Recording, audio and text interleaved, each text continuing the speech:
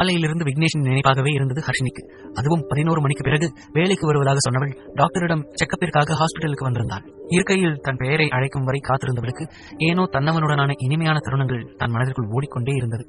என்ன இது, இன்னைக்கு என்னைக்கும் இல்லாம அவரோட நினைப்பு அதிகமா இருக்கு. சே, நான் தான் அவர் நினைப்புல இப்படி இருக்கேனா இருக்கும். இந்நேரம் அந்த ஆதிரா கூட தான் அவர் இருக்காரோ என்னவோ.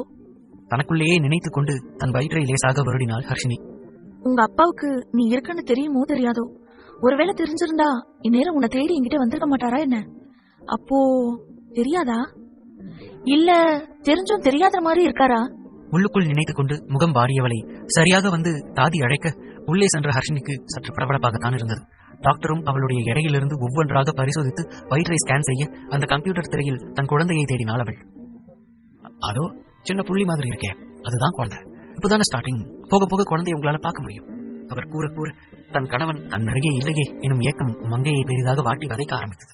தன்னை அறியாமலேயே ஒரு கண்ணீர் கோடு அவள் கன்னத்தில் தரம் பதிக்க, என்ன மேடம் இப்பவே ஆனந்த கண்ணீரா? போக போக இன்னும் அதிகமா வரும் பாருங்க. அவள் குழந்தையை பார்த்து சந்தோஷத்தில் அழுகிறாள் என்று நினைத்துக் கொண்டு வைத்தியர் அவ்வாறு கூறியிருக்க, ஹர்ஷினிக்கு என்னவோ இனி வாழ்க்கை முழுவதும் அவள் இதைவிட அழப்போவதாக விதியே அவள் ரூபத்தில் வந்து சொன்னது போல உணர்ந்தாள். இது உங்களோட ஃபர்ஸ்ட் குழந்தை இல்ல, அதான் இப்படி வாயடிச்சு போயிருக்கிறீங்க. போக போக எல்லாம் சரியாயிரும். அவர் பாட்டுக்கு பேசிக்கொண்டே போக அடுத்து எப்போது ஸ்கேனுக்கு வர வேண்டும் முதற்கொண்டு அனைத்தையும் கூறி முடித்தார். கண்டிப்பா வரேன் டாக்டர் கூறிவிட்டு சிறு தலையசைப்புடன் வெளியே வந்தவள் எத்தனை முறை தன் கையில் இருந்த அந்த ஸ்கேன் ரிப்போர்ட்டை திருப்பி திருப்பி பார்த்தாலோ அவளுக்கு தான் தெரியும். ஏன் நீங்க என்ன தேடவே இல்லை விக்கி? அந்த அளவுக்கு ஆதிரா உங்களுக்கு முக்கியமாவும் நான் வேண்டாதவளவும் போயிட்டேனா? பைத்தியம் பிடிக்கிற மாதிரி இருக்குங்க. வாழ்க்கை எந்த இடத்துல ஆரம்பிச்சுச்சோ திரும்பி அதே இடத்துல வந்து நிக்கிற மாதிரியே எனக்கு இருக்கு. ரொம்ப சந்தோஷமா பல வருஷங்கள் உங்க கூட இப்படி எல்லாம் இருக்கணும்னு என் கனவுல நான் பிளான் பண்ணி வச்சிருந்தேன். பிளான் பண்ணா எதுவும் நடக்காதுன்னு சொல்றது கரெக்டா போலல. தேவையில்லாம மனசுக்குள்ள மணல் கோட்டை நான் கட்டியிருக்க கூடாது. என்ன விருப்பீங்கன்னு பயந்துருக்கேனே தவிர இப்படி என்ன விட்டுட்டு வேற ஒரு பொண்ணு மேல உங்களுக்கு ஆசை வரும்னு நான் ஒரு நாள் கனவுல கூட நினைச்சதில்ல விக்கி. என்னை விட பாப்பா வேணும்னு நீங்க தானே ஆசையா இருந்தீங்க. இப்போ உங்களுக்கு நானே வேண்டாதவளா ஆகிட்டப்போ என் பாப்பா மட்டும் தேவையாகிடுமா என்ன? ரொம்ப வலிக்குது விக்கி. என்னோட அம்மா அங்கதான் இருக்காங்க. கண்டிப்பா நான் பிரெக்னெண்டா இருக்க விஷயத்த யார்கிட்டயாவது சொல்லி அழவாச்சா செஞ்சிருப்பாங்க. அப்போ அது எப்படி உங்க காதுக்கு வந்துதானே இருக்கும்? அப்படி இருக்கிறப்போ ஒரு தடவை கூட எங்களை வந்து பாக்கணும்னு உங்களுக்கு தோணவே இல்லையா விக்கி? நாங்க அவ்வளவுதானா? மனம் முழுவதும் கவலை பூசி தன் கையில் இருந்த தொலைபேசியின் தொடுதிரையில் அவனுடைய முகத்தை பார்த்து இத்தனை கேள்விகளையும் மனதிற்குள் கேட்டவள் அந்த புகைப்படத்திடம் இருந்து எந்த பதிலும் கிடைக்காமல் ஏமாந்துதான் போனாள். அனைத்திற்கும் காலம் பதில் சொல்லும்.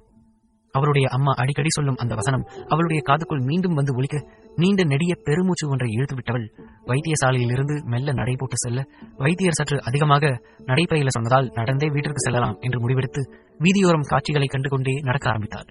தெருவில் தெரிந்த ஒவ்வொரு காட்சிகளும் ஒவ்வொரு விதமான உணர்வுகளை அவளுக்குள் அள்ளி தெளித்துக் கொண்டிருக்க திடீரென்று ஹர்ஷினி எதை அப்படி பார்த்தாலோ அவளுடைய கால்கள் அதே இடத்தில் நகராமல் நின்றன. அதே மற்றொரு முனையில் அவள் வேலை பார்க்கும் அலுவலகத்திற்குள் நுழைந்த விக்னேஷை கண்டுகொண்ட ரிசப்ஷனிஸ்ட் மாலா அவனிடம் ஓடி வந்தாள். விக்னேஷ் சார் நீங்களா? கேட்டுக்கொண்டே முகம் கொல்லா புன்னகையுடன் அவள் தன்னுடைய இருக்கையிலிருந்து எழுந்து ஓடிவர வேகமாக வந்து கொண்டிருந்தவன் ஒரு நொடி நின்று அவளுடைய முகத்தை ஆழமாய் பார்த்தான். இதற்கு முன் எங்காவது பார்த்த தெரிந்த முகமா என்று அவன் ஆராய்ந்திருக்க வேண்டும். பின்னர் யார் என்று தெரியவில்லை என்றதும் அங்கிருந்து அவன் நகரப்போக, என்ன விக்னேஷ் சார் சடன் சர்ப்ரைஸ் கொடுத்திருக்கீங்க, சொல்லாம கொள்ளாம வந்துட்டீங்களே. அவள் மீண்டும் பேச்சு கொடுக்க மற்றொரு முறை அவளை பார்த்தவனின் கண்களில் இப்போது கோபம் தெரிந்தது. ஏன் உங்க சாரை பார்க்கணும்னா அப்பாயின்மெண்ட் எடுத்துட்டு வரணுமா என்ன? மேற்கொண்டு விழிகளால் பார்த்து அவளை அவன் வார்த்தை கொண்டும் தாக்க அதிர்ந்து போன பெண்ணோ, ஐயோ என்ன விக்னேஷ் சார் நீங்க இப்படி பேசிட்டு இருக்கீங்க? நீங்க இவ்ளோ பெரிய ஆளு, நீங்க போய் அப்பாயின்மெண்ட் எல்லாம் எடுத்துட்டு வரணும்னு யாரு சொல்ல போறாங்க? அப்படியெல்லாம் எதுவும் இல்ல சார், நீங்க வாங்க, நானே உங்களை சாரோட ரூமுக்கு கூட்டிட்டு போறேன். கூறியவள் முன்னால் நடக்க அழுத்தமான காலடிகளுடன் அவன் பின்னால் நடந்து வந்தான். Excuse me sir, May I come in? கதவில் தட்டி அவள் உள்ளே வர எம்டியிடம் அனுமதி கேட்க, நோ மாலா, நான் ஒரு முக்கியமான விஷயம் பண்ணிருக்கேன், டோன்ட் டிஸ்டர்ப் மீ. எதுவா இருந்தாலும் யாரா இருந்தாலும் நான் அப்புறம் பாக்குறேன். அவன் கூறிக்கொண்டிருக்க பொறுமையை காற்றில் கரைய விட்டவனாய் அந்த பெண்ணை தள்ளிவிட்டுக் கொண்டு சட்டென்று அறைக்குள் நுழைந்தான் விக்னேஷ். அவனை பார்த்து அடுத்த நொடி மாதேஷின் கண்கள் பெரிதாக விரிந்து கொள்ள தானாக எழுந்து நின்றவன் விக்னேஷை வரவேற்று உள்ளே அழைத்தான். வாங்க விக்னேஷ் சார், உள்ள வாங்க. என்னாச்சு உங்களுக்கு? சடனா வந்திருக்கீங்க? ஒரு கால் பண்ணிருந்தா நானே வந்திருப்பேனே. அவன் கூறிக்கொண்டே போக அவனுக்கு முன்னால் இருந்த இருக்கையில் அமர்ந்து கொண்டு விக்னேஷ் அவனையும் அமருமாறு கையால் சைகை செய்தான். சொல்லுங்க Vignesh sir, how can I help you?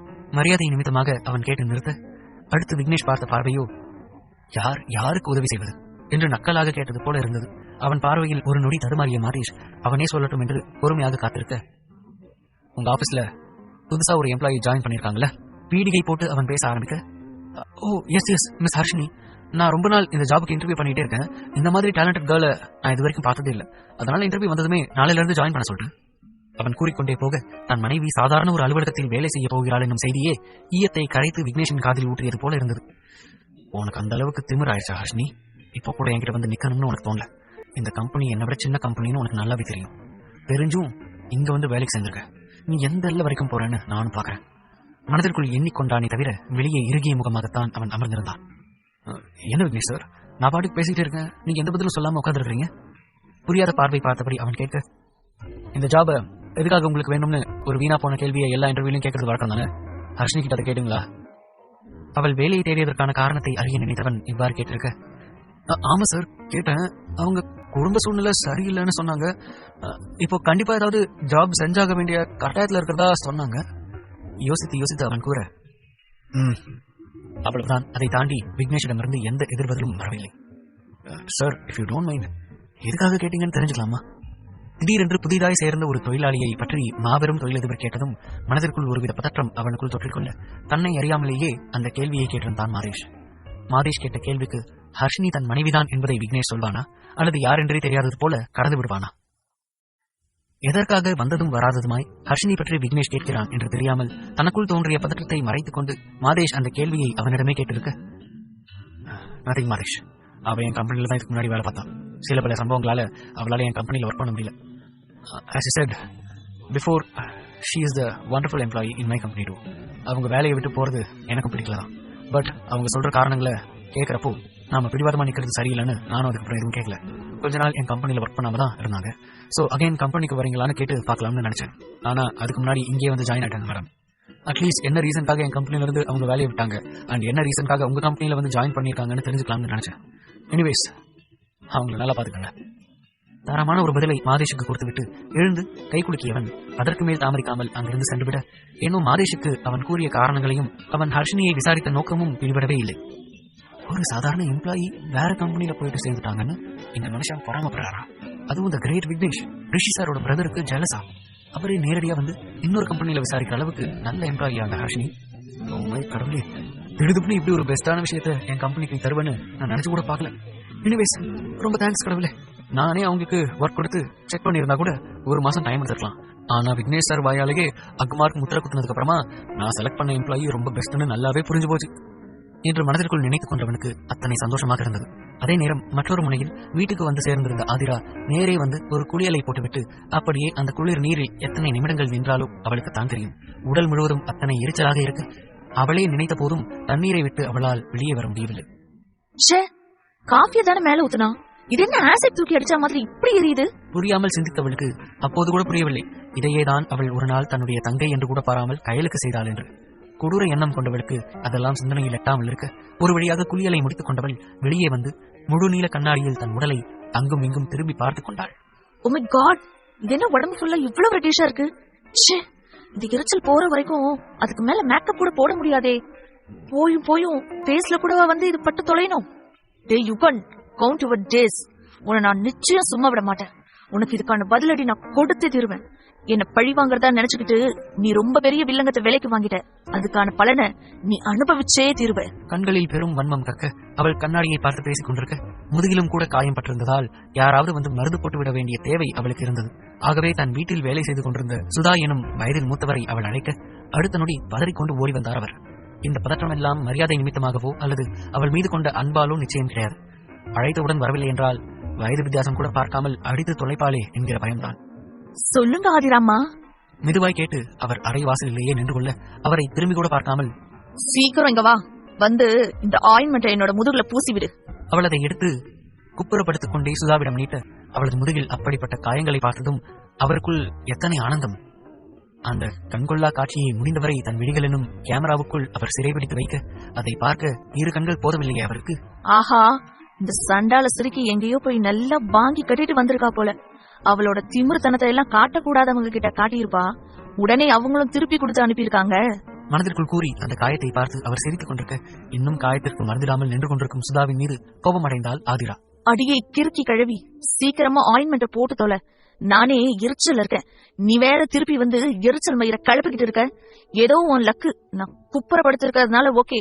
நான் சரியாகிட்டேன்னு வெயி, எழுந்து வந்து உன்னை ஒரே உததான் உதப்பேன். அதுக்கு முன்னாடி நான் சொன்னதை செஞ்சுட்டு கிச்சனுக்குள்ள எஸ்கேப் ஆக பாரு. பற்களை கடித்த வண்ணம் ஆவேசமாக அவள் கூற, அதற்கு மேல் அவர் அங்கே இருப்பாரா என்ன? உடனடியாக அவளது முதுகில் ஆயின்மெண்டை போட்டுவிட ஆரம்பிக்க, ஐயோ டாடி வலிக்குது, மெதுவா போடுடி. அங்க இல்ல, கொஞ்சம் தள்ளி போடு. ஆதிரா கிடந்து கூப்பாடு போட்டுக் கொண்டிருக்க அத்தனை ஆனந்தமாக இருந்தது சுதாவுக்கு. உண்மையாகவே அந்த ஆயின்மெண்ட் போட்டதால் தான் அவளுக்கு வலித்ததா, அல்லது வேண்டுமென்றே தான் சமையலில் இருந்து நடுவழியில் ஓடி வந்த போது அவரின் கையில் இருந்த மிளகாய் பொடியையும் சேர்த்து அதில் தேய்த்து விட்டாரா என்பது சுதாவுக்கு மட்டும்தான் தெரியும். இவள் கிடந்து இவ்வாறு கதறிக் கொண்டிருக்க இதை வெற்றிகரமாக செய்து முடித்தவனோ தன்னுடைய கட்டிலில் ஓரமாய் அமர்ந்து ஏதோ ஒரு புத்தகத்தை படித்துக் கொண்டிருந்தான். ஏங்க, இதை டேஸ்ட் பண்ணி பாருங்க, நான் உங்களுக்காகவே ஆசையா பண்ணேன். கூறிக்கொண்டே அவள் செய்திருந்த ஒரு உணவை எடுத்து வந்து அவனது வாய் அருகே நீட்ட, பேச்சுக்கு ஒரு சிறு துண்டை எடுத்து சாப்பிட்டு பார்த்தவன் குட் என்றான். இப்படி ஒரு பதிலை சத்தியமாக கையில் எதிர்பார்க்கவே இல்லை. என்னங்க, வெறும் குட்டு தானா? பாவமாக முகத்தை வைத்துக் கொண்டு அவள் கேட்டு வைக்க, மீண்டும் ஒற்றை முனகளில் பதில் கூறியவனை புரியாத பார்வை பார்த்தாள் அவள். என்னங்க இது, இன்னும் என் மேல கோவமா தான் இருக்கீங்களா?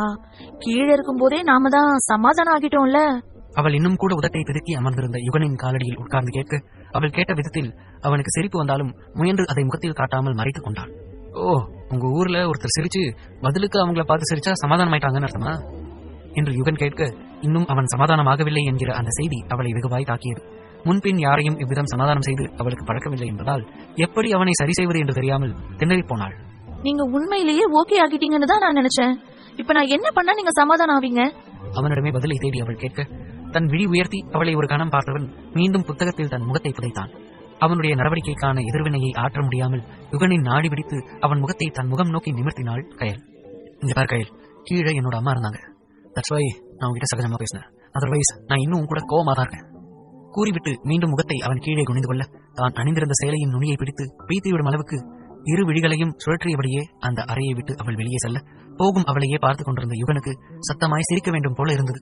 இருப்பினும் தன் கோபத்தை போக்க அவள் எந்த எல்லைக்கு செல்கிறாள் என்பதை பார்க்க ஆர்வமாயிருந்தது அவனுக்கு. உதட்டை பிதுக்கியபடி கீழே வந்த கயல் டிவி பார்த்தபடி அமர்ந்திருந்த வைதேகியின் அருகில் அமர்ந்து கொண்டாள். சற்று நேரம் அவள் அருகே அமர்ந்திருந்த வைதேகியும் கூட அடுப்பாங்கரையில் எதையோ செய்ய எழுந்து சென்றுவிட, இப்போது அவள் மட்டுமே தொலைக்காட்சியை பார்த்துக் கொண்டிருந்தாள். தொலைக்காட்சியில் சரியாக ஒரு காதல் படம் ஓடிக்கொண்டிருந்தது. கோபம் கொண்ட தன் மனைவியை முத்தமிட்டும் சீண்டிக் கொண்டும் இருந்த கதாநாயகன் திடீரென்று அவளை அப்படியே சுவற்றில் சாய்த்து முத்தமிட அதிர்ந்து போன கையில் வாயை பொத்திக் கொண்டாள். மாலை நேரம் ஒளி மங்கிக் கொண்டிருக்கும் செவ்வானம் பூசிய வெளிச்சத்தில் வீட்டுக்குள் இருந்து இப்படி ஒரு காட்சியை பார்த்துவிட்ட கயலின் இதயம் தாறுமாறாய் துடித்துக் கொண்டிருக்க, அவளுடைய மூளையோ இதை தன் கணவன் கோபத்தில் இருந்து மீட்டெடுக்கும் வழியாய் பார்த்தது. ஒருவேளை இப்படிதான் கோபத்துல இருக்கவங்கள சமாதானம் பண்ணணுமோ? ஆனா அது கொஞ்சம் ஓவரா இருக்கே.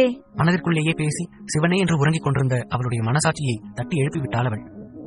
அடியை கூறுகிட்ட சிறுக்கி, அங்க நல்லா பாருடி, அவங்களும் உங்களை மாதிரி லவ்வர்ஸ் தான்.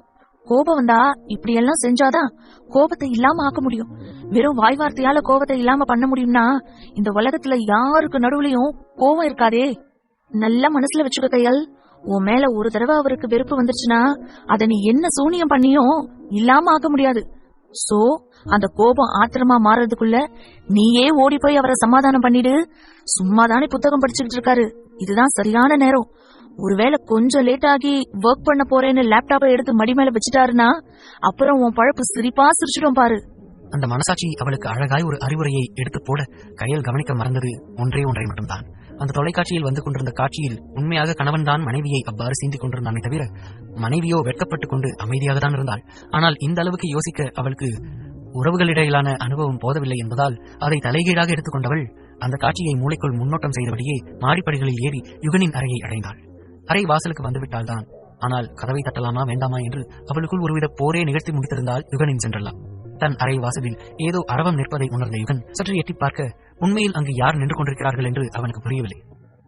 அம்மா, நீங்களா ரூம் வாசல்ல நிக்கிறீங்க? அவன் சற்று குரலை உயர்த்தி கேட்க ஒரு நொடி கயலின் உடல் சில்லிட்டு அடங்கியது. சும்மா மசமசன்னு இப்படி நின்னுகிட்டு இருந்தா உன்னோட யுகனுக்கு உன்னை பிடிக்காம போயிடும். பரவாயில்லையா கையல்? நச்சென்று ஒரு நங்கூரத்தை அவள் மனதில் அது போட்டுவிட எங்கிருந்து வந்தது என்றுதான் தெரியவில்லை. அத்தனை தைரியம் அவளுக்குள். விழிகளை ஒரு கணம் மூடி திறந்தவள் அவன் தன் யுகன்தானே என்னும் யோசனையை மனதில் பதித்துக் கொண்டு அறைக்குள் சென்று கதவை சாற்ற, கயலிடமிருந்து இப்படி ஒரு நடவடிக்கையை எதிர்பார்க்காத யுகன் விழிகளை அகலமாய் விரித்து தன்னையே குறுகுருவென பார்வையால் மேய்ந்து கொண்டிருக்கும் கயலை பார்த்தபடி வாய் பிளர்ந்து அமர்ந்திருந்தான். அதே மற்றொரு முனையில் வைத்தியசாலையில் அமர்ந்திருந்தவர்களால் நிலை கொள்ளவே முடியவில்லை. சற்று நேரம் பரிசோதித்துவிட்டு வைத்தியர் அவர்களுடைய அறையிலிருந்து வெளியே வர தன் பொறுமையை காற்றில் பறக்க விட்டவராய் வைத்தியரின் அருகே குடுகுடுவென ஓடி சென்றார் சந்திரன். என்னோட அம்மா அப்பாவுக்கு எதுவும் இல்ல அவங்க பழச்சுக்குவாங்க தானே? கண்களில் ஒரு கவலையும் பதட்டமும் சேர்த்தே மின்ன கேட்டவரை ஒரு நிமிடம் உற்று பார்த்த வைத்தியர், நீங்க அவங்களோட மகனா? அப்படின்னா உங்ககிட்ட தான் பேசணும். நீங்களே பாத்தீங்கன்னா உங்களுக்கு தெரியும், ஏற்கனவே 2 பேருக்கும் ரொம்ப வயசாயிருச்சு. தேவையில்லாத நிறைய பிரஷர் வேற அவங்களுக்குள்ள இருக்குன்னு நினைக்கிறேன். யூஸ்வலி வீட்டுல இந்த மாதிரி வயசானவங்க இருக்கிறப்போ தேவையில்லாத பிரஷர் எல்லாம் அவங்க தலையில கொண்டு வந்து இறக்கக்கூடாது. நீங்க தெரிஞ்சோ தெரியாமலோ இந்த தப்ப பண்ணிருக்கீங்க. ஒருத்தர் மட்டும் இல்ல, 2 பேரோட பிரஷர் லெவலும் ஹையா தான் இருக்கு. we can't do anything. ஒருவேளை அவங்க நல்லா சிரிச்சு சந்தோஷமா இருக்கிற மாதிரி ஒரு சூழ்நிலையை உங்களால ஜஸ்ட் லைக் தட் உருவாக்க முடியும்னா அவங்க உயிருக்கு என்னால உத்தரவாதம் தர முடியும். ஆனா இப்ப அவங்க வீட்டுக்கு வந்ததும் திருப்பியும் அதே மாதிரி ஒரு இறுக்கமான சூழ்நிலை தான் இருக்கும்னா கண்டிப்பா அவங்க 2 பேரும் உங்க கூட ரொம்ப நாள் இருக்க மாட்டாங்க. தேவையான டேப்லெட்ஸ் எல்லாம் எழுதி கொடுத்திருக்கேன், அதையாச்சும் டைமுக்கு கொடுங்க என்று கூறிவிட்டு அவர் நகர்ந்து செல்ல அவர் கூறிய வார்த்தைகளை ஏற்க முடியாமல் ஸ்தம்பித்து போய் நின்றார் அந்த பெரிய மனிதர். என்னன்னா இவர் எப்படி சொல்லிட்டு போறாரு? இவர் சொல்றத பார்த்தா கண்டிப்பா அம்மா அப்பாவை திருப்பி அந்த வீட்டுக்கு நம்ம கூட்டிட்டு போறது சரியா இருக்காது. ரிஷி, நீ ஒரு வேலை பண்றியா? வேற ஏதாவது ஒரு வீடு பார்த்து அம்மா அப்பாவை அங்க கூட்டிட்டு போகலாம். வைத்தியர் கூறியதை கேட்டு பயந்து போன 2வது மகனும் இவ்விதம் கூறிக்கொண்டிருக்க, எனக்கும் அதான் சரியா படுது சித்தப்பா. நானும் சஞ்சனாவும் ஒரு வீட்டுல தங்கியிருந்தோமே, அது ஃபுல் மெயின்டெனன்ஸ்ல தான் இப்பவும் இருக்கு. தாத்தாவையும் பாட்டியையும் நாம அங்க கூட்டிட்டு போகலாம். வீட்டுல யாராச்சும் கேட்டா அவங்க 2 பேரையும் இன்னும் டிஸ்சார்ஜ் பண்ணல, யாரும் உள்ள போயிட்டு பார்க்க முடியாது அப்படி இப்படின்னு சொல்லி சமாளிச்சுக்கலாம்.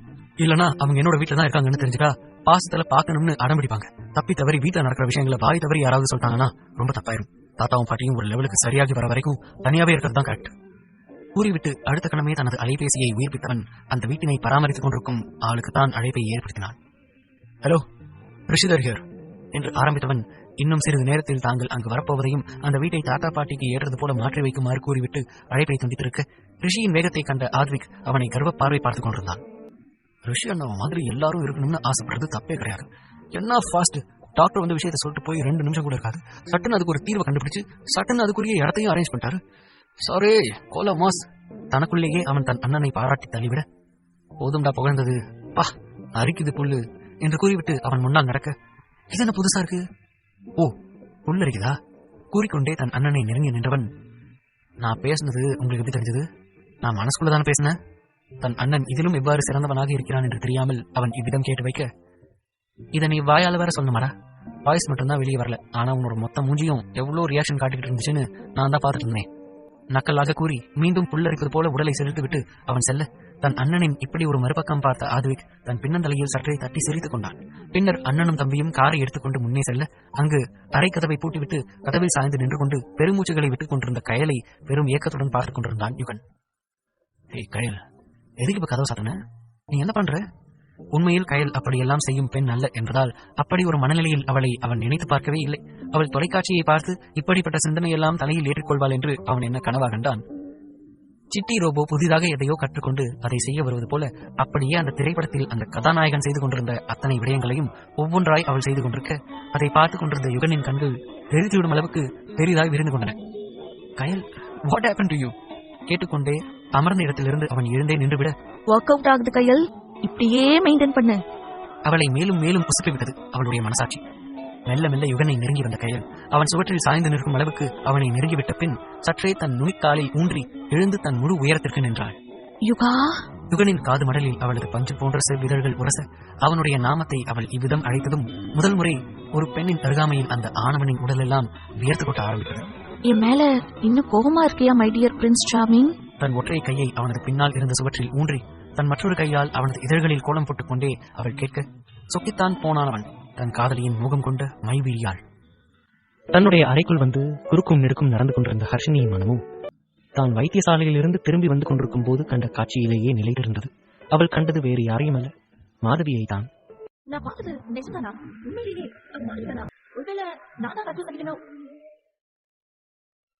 உண்மையில் என்னதான் நடந்தது என்ற நிதர்சனத்தை தனக்குள் மீட்டெடுத்துக் கொள்ள மீண்டும் ஒருமுறை அந்த காட்சியை சுழலாட்டம் செய்து பார்த்தாள் ஹர்ஷினி. ஒரு வெள்ளை நிற வேன் திடீரென்று மாதவியின் அருகில் வந்து நின்றதும் அவள் ஏதோ பேசிக் கொண்டிருந்தாள். சற்று நேரம் பேசியதும் அவளை ஆங்காரமாய் ஒருவன் தள்ளிவிட்டு விட்டு அங்கிருந்து வண்டியை நகர்த்தி சென்றான். தள்ளிவிட்ட வேகத்தில் கீழே விழுந்து கிடந்தவள் எந்த எதிர்வினையும் ஆற்றவில்லை. அவள் கண்களில் சிறு கோபம் கூட இல்லை. சற்று நேரம் காத்திருக்க மீண்டும் ஒரு கார் வந்தது. அப்போதும் கூட அதே நிகழ்வுதான் மீண்டும் நடந்தது. 2-3 முறை இதே நிகழ்வு மீண்டும் நடந்து முடிந்ததும் கடைசியாக வந்த ஒரு பைக்கில் ஒரு ஆடவனுடன் அவள் ஏறிக்கொண்டாள். இதுதான் ஹர்ஷினி பார்த்துவிட்டு வந்த காட்சி.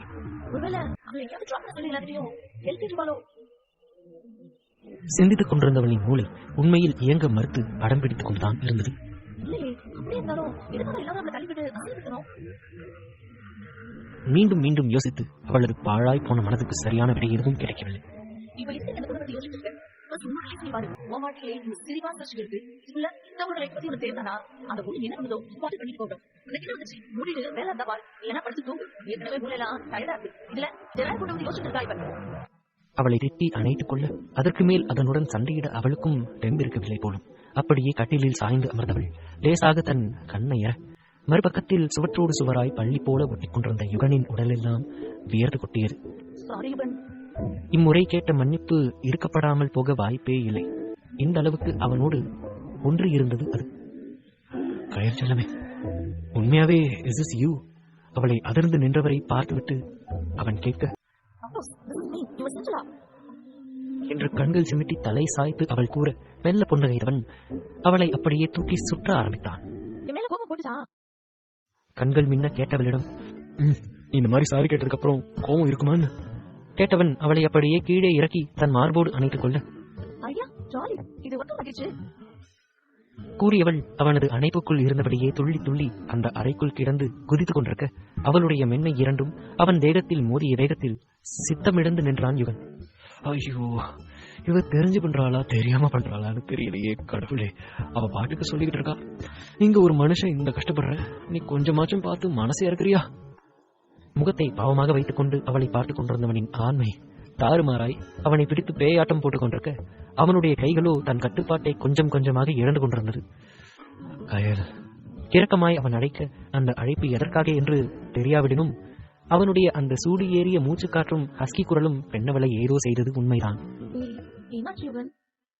கேட்டுக்கொண்டே இருவிடிகளும் பட்டாம்பூச்சியாய் படவடக்க 2 அடி பின்னால் எடுத்து வைக்க போனவளை தன் வலிய கரம் கொண்டு இடையினம் உடைய வளைந்து பிடித்தான். தன் பக்கமாய் சற்றென்று இழுக்க அவன் இழுத்த வேகத்தில் அவனுடைய மார்பில் மோதி நின்றால் யுகனின் முயல் குட்டி. அதே மற்றொரு முனையில் தன் வீடு வந்து சேர்ந்த சித்தார்த் வழக்கம் போல சண்டை போட்டாலும் தன்னை சுற்றி முற்றி வந்து சமாதானம் செய்ய காத்திருக்கும் தன் மனைவியை இன்று காணாமல் தவித்து போனான். எங்க போனா இவ? இன்னும் ஆளை காணும். நான் வர வரைக்கும் எனக்காக வெயிட் பண்ணிட்டு இருப்பாளே, என்கிட்டயும் சொல்லாம எங்கேயும் போக மாட்டா. இப்ப வீட்லயே யாரையும் காணும். ஒருவரை நம்மள ஒரு ஆளாவே மதிக்க மாட்டேங்கிறாங்க. அவன் புலம்பி தள்ளியவாறு அங்கிருந்த சோஃபாவில் அமர்ந்து ஒரு கையால் அணிந்திருந்த ஷூவை கழற்றிக் கொண்டு மற்ற கரத்தால் அலைபேசியில் அவளுக்கு அழைக்க அவள் அழைப்பையும் ஏற்றவாறில்லை. என்ன கால் கூட ஆன்சர் பண்ண மாட்டேங்கிறா? என்கிட்ட ஒரு வார்த்தை சொல்லணும்னு தோணுச்சா இவளுக்கு? சங்கரபாண்டி மகளாச்சு, கொழுப்பு ரொம்ப ஓவரா தான் இருக்கு. அவன் மனதிற்குள் மனைவியை திட்டி தீர்த்தவாறு அமர்ந்திருக்க சரியாக தன் தந்தையோடு சிரித்து பேசியவாறு உள்ளே வந்தாள் ஸ்வேதா. தன் மனைவியை பார்த்ததும் அவன் அவளை முறைக்க ஸ்வேதாவோ நேரத்தை பார்த்துவிட்டு வேகமாக அவனிடம் வந்தாள்.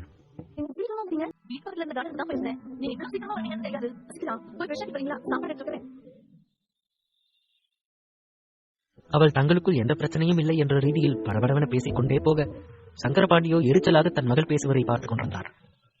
எதுவும் வேணாம், நான் சாப்பிட்டுதான் வந்தேன் அவன் சொல்லிவிட்டு அறைக்குள் சென்று கதவை சாத்திக் கொள்ள ஸ்வேதாவும் பின்னாலேயே ஓடினாள்.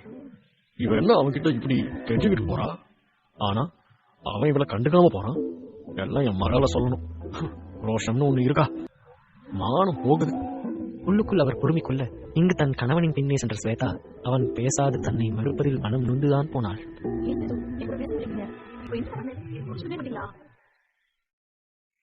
அவள் சோர்ந்த குரலில் கேட்க, இங்க என்னதான் யாரும் புரிஞ்சுக்க மாட்டேங்கிறாங்க.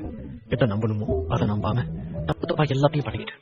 அவன் கருப்பாக சொல்ல இவளுக்கு அவனை எப்படி சமாதானம் செய்வது என்றே தெரியவில்லை. முகத்தை தொங்க போட்டுக் கொண்டு அவள் அப்படியே நிற்க அவள் பதில் எதுவும் கூறாமல் அமைதியாக இருக்கவும் வேகமாக திரும்பி பார்த்தான். அவள் கலங்கிய முகமாக தரையை வெறித்தவாறு அப்படியே நிற்க ஏனோ அதற்கு மேல் தன் கோபத்தை இழுத்து பிடிக்க சித்தார்த்தால் முடியவில்லை. அவளின் சோர்ந்த முகத்தை அவனால் பார்த்துக் கொண்டிருக்கவும் முடியவில்லை. மெல்ல அவள் அருகில் சென்று மூச்சுக்காற்று படும் தூரத்திற்கு நெருங்கி நின்றவன் நாடியில் கை வைத்து அவளுடைய முகத்தை நிமிர்த்தினான். அவள் அழுகையை அடக்கிய குரலில் சொல்ல அவள் இதழில் அழுந்த முற்றத்தை பதித்தான் சித்தார்த். அவள் ஆச்சரியமாக கேட்க மீண்டும் அவளுடைய இதழில் தன் இதழை ஊற்றியவன் அப்படியே அவள் இதழை கவ்விக்கொண்டு சுவைக்க தொடங்க அவனின் கரங்கள் அவள் சரீரத்தை வருகிக் கொண்டே அவளிடையில் பறிந்து தன்னோடு நெருங்கின. அவளோ பிடிமானத்திற்காக அவனின் சட்டை பிடித்துக் கொள்ள நீண்ட நேரம் அவள் இதழை சுவைத்துவிட்டு மெல்ல விலகியவன் அவளின் நெற்றியோடு நெற்றி முட்டி அவள் மூக்கோடு தன் மூக்கை உரசினான். மீண்டும் அவள் அதையே கேட்க, விடையில் ஏற்ற போலாமா சட்டென அவன் கேட்க ஆச்சரியமாக விடிகளை விரித்தாள் ஸ்வேதா.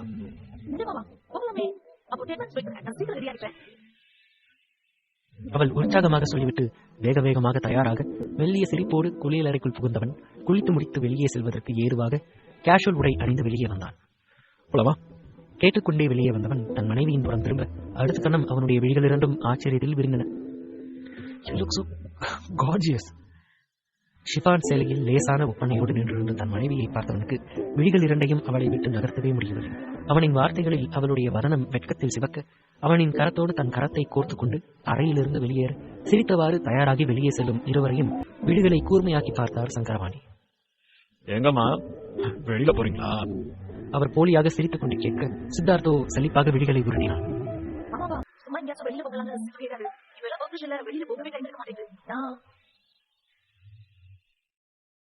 அவள் சொல்லி முடிக்க சங்கரபாண்டி அடுத்து கேட்ட கேள்வியில் அதிர்ந்து விழித்தான் சித்தார்த்.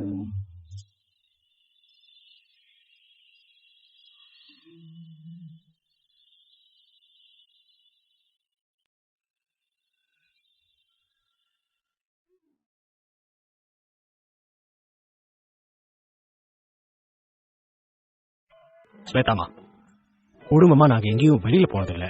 இப்ப எல்லாரும் சேர்ந்தே போகலாமா? அவ கேட்டதும் சித்தார்த் அதிர்ந்து விழிக்க ஸ்வேதாவுக்கே ஒரு மாதிரி ஆகி போனது. அது வந்துப்பா நாங்க என்ன சொல்லி சமாளிப்பது என்று தெரியாமல் அவள் தடுமாற அவளுடைய விழிகளோ சித்தார்த்தை தயக்கமாக நோக்கின. உன் அப்பா வந்தா நான் வீட்டில் இருந்துருவேன், நான் வரமாட்டேன் ஸ்வேதா, அவ்வளவுதான். அவன் மெல்ல ஸ்வேதாவின் காதில் சொல்ல சங்கரபாண்டியோ ஆர்வமாக பார்த்து வந்தார். ஸ்வேதாவுக்குத்தான் தலையே சுற்றிவிட்டது. என்றும் இல்லாத அதிசயமாக சங்கரபாண்டி இவ்வாறு கேட்க தன் தந்தை வருவதை ஏற்றுக்கொள்ள முடியாமல் சித்தார்த் தன் முடிவில் பிடிவாதமாக இருக்க இருவருக்கும் இடையில் தத்தளித்தாள் ஸ்வேதா. என்னம்மா பதிலையே காணோம்? நாங்களும் வரலாம்ல?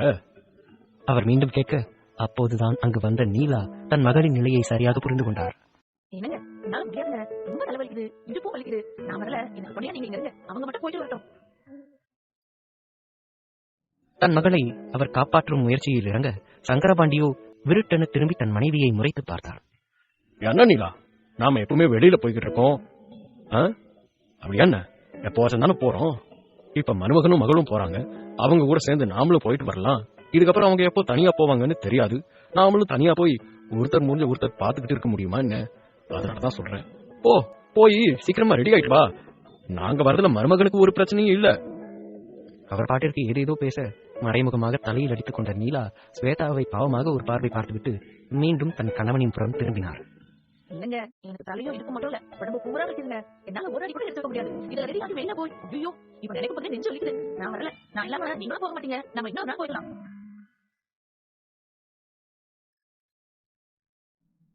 நீலா மீண்டும் மறுக்க தன் மனநிலை தெரியாமல் செய்யும் அவளின் செய்கையில் உண்டான கோபத்தில் பற்களை கடித்தார் சங்கரபாண்டி. ஐயோ அத்தை, உங்களுக்கு உடம்புக்கு முடியலையா? அப்போ கண்டிப்பா நீங்க வீட்டுல தான் இருக்கணும். கூட துணைக்கு மாமாவும் இருக்கத்தானே வேணும் இல்லையா ஸ்வேதா? ஒன்னும் பிரச்சனை இல்லை, நாம போயிட்டு சாப்பிட்டு அவங்களுக்கும் வேணா ஏதாச்சும் வாங்கிட்டு வரலாம். சரிதானே மாமா? சித்தார்த்தும் தன் பங்கிற்கு பேச சங்கரபாண்டிக்கு பொறுத்துக் கொள்ளவே முடியவில்லை. இதை கெடுத்துவிட்ட தன் மனைவியின் மேல்தான் சங்கரபாண்டியின் கோபம் எல்லாம். சரியான பைத்தியக்காரியா இருப்ப போல. நான் ஒரு பிளான் பண்ணா அதை கெடுக்கிறதுக்கே வந்திருக்கா. தெரிஞ்சு பண்றாளா தெரியாம பண்றாளா தெரியல. என் மானத்தை வாங்க வந்திருக்கா. அவங்க போனதும் இங்கிட்ட தனியா சிக்குவல்ல, அப்ப இருக்கும் உனக்கு. மனதிற்குள் தன் மனைவியை அவர் கரித்து கொட்ட ஸ்வேதாவோ தன் அம்மாவை நன்றி உணர்வோடு பார்த்தாள். இதற்கு மேல் இங்கிருந்தால் ஏதாவது பிரச்சனை நேர்ந்து விடுமோ என்ற பயத்திலேயே வேகமாக பேசிவிட்டு தன் கணவனை அழைத்துக் கொண்டு அவள் வெளியேறிவிட சங்கரபாண்டிக்கு அத்தனை ஆத்திரம் பெருக்கெடுத்தது. தான் ஒன்று நினைக்க ஒன்று நடக்க என்று இருப்பதை அவரால் ஏற்றுக்கொள்ளவே முடியவில்லை. தன் மனைவியை பார்த்து பற்களை கடித்தவாறு ஒரு அடி முன்னே வைக்க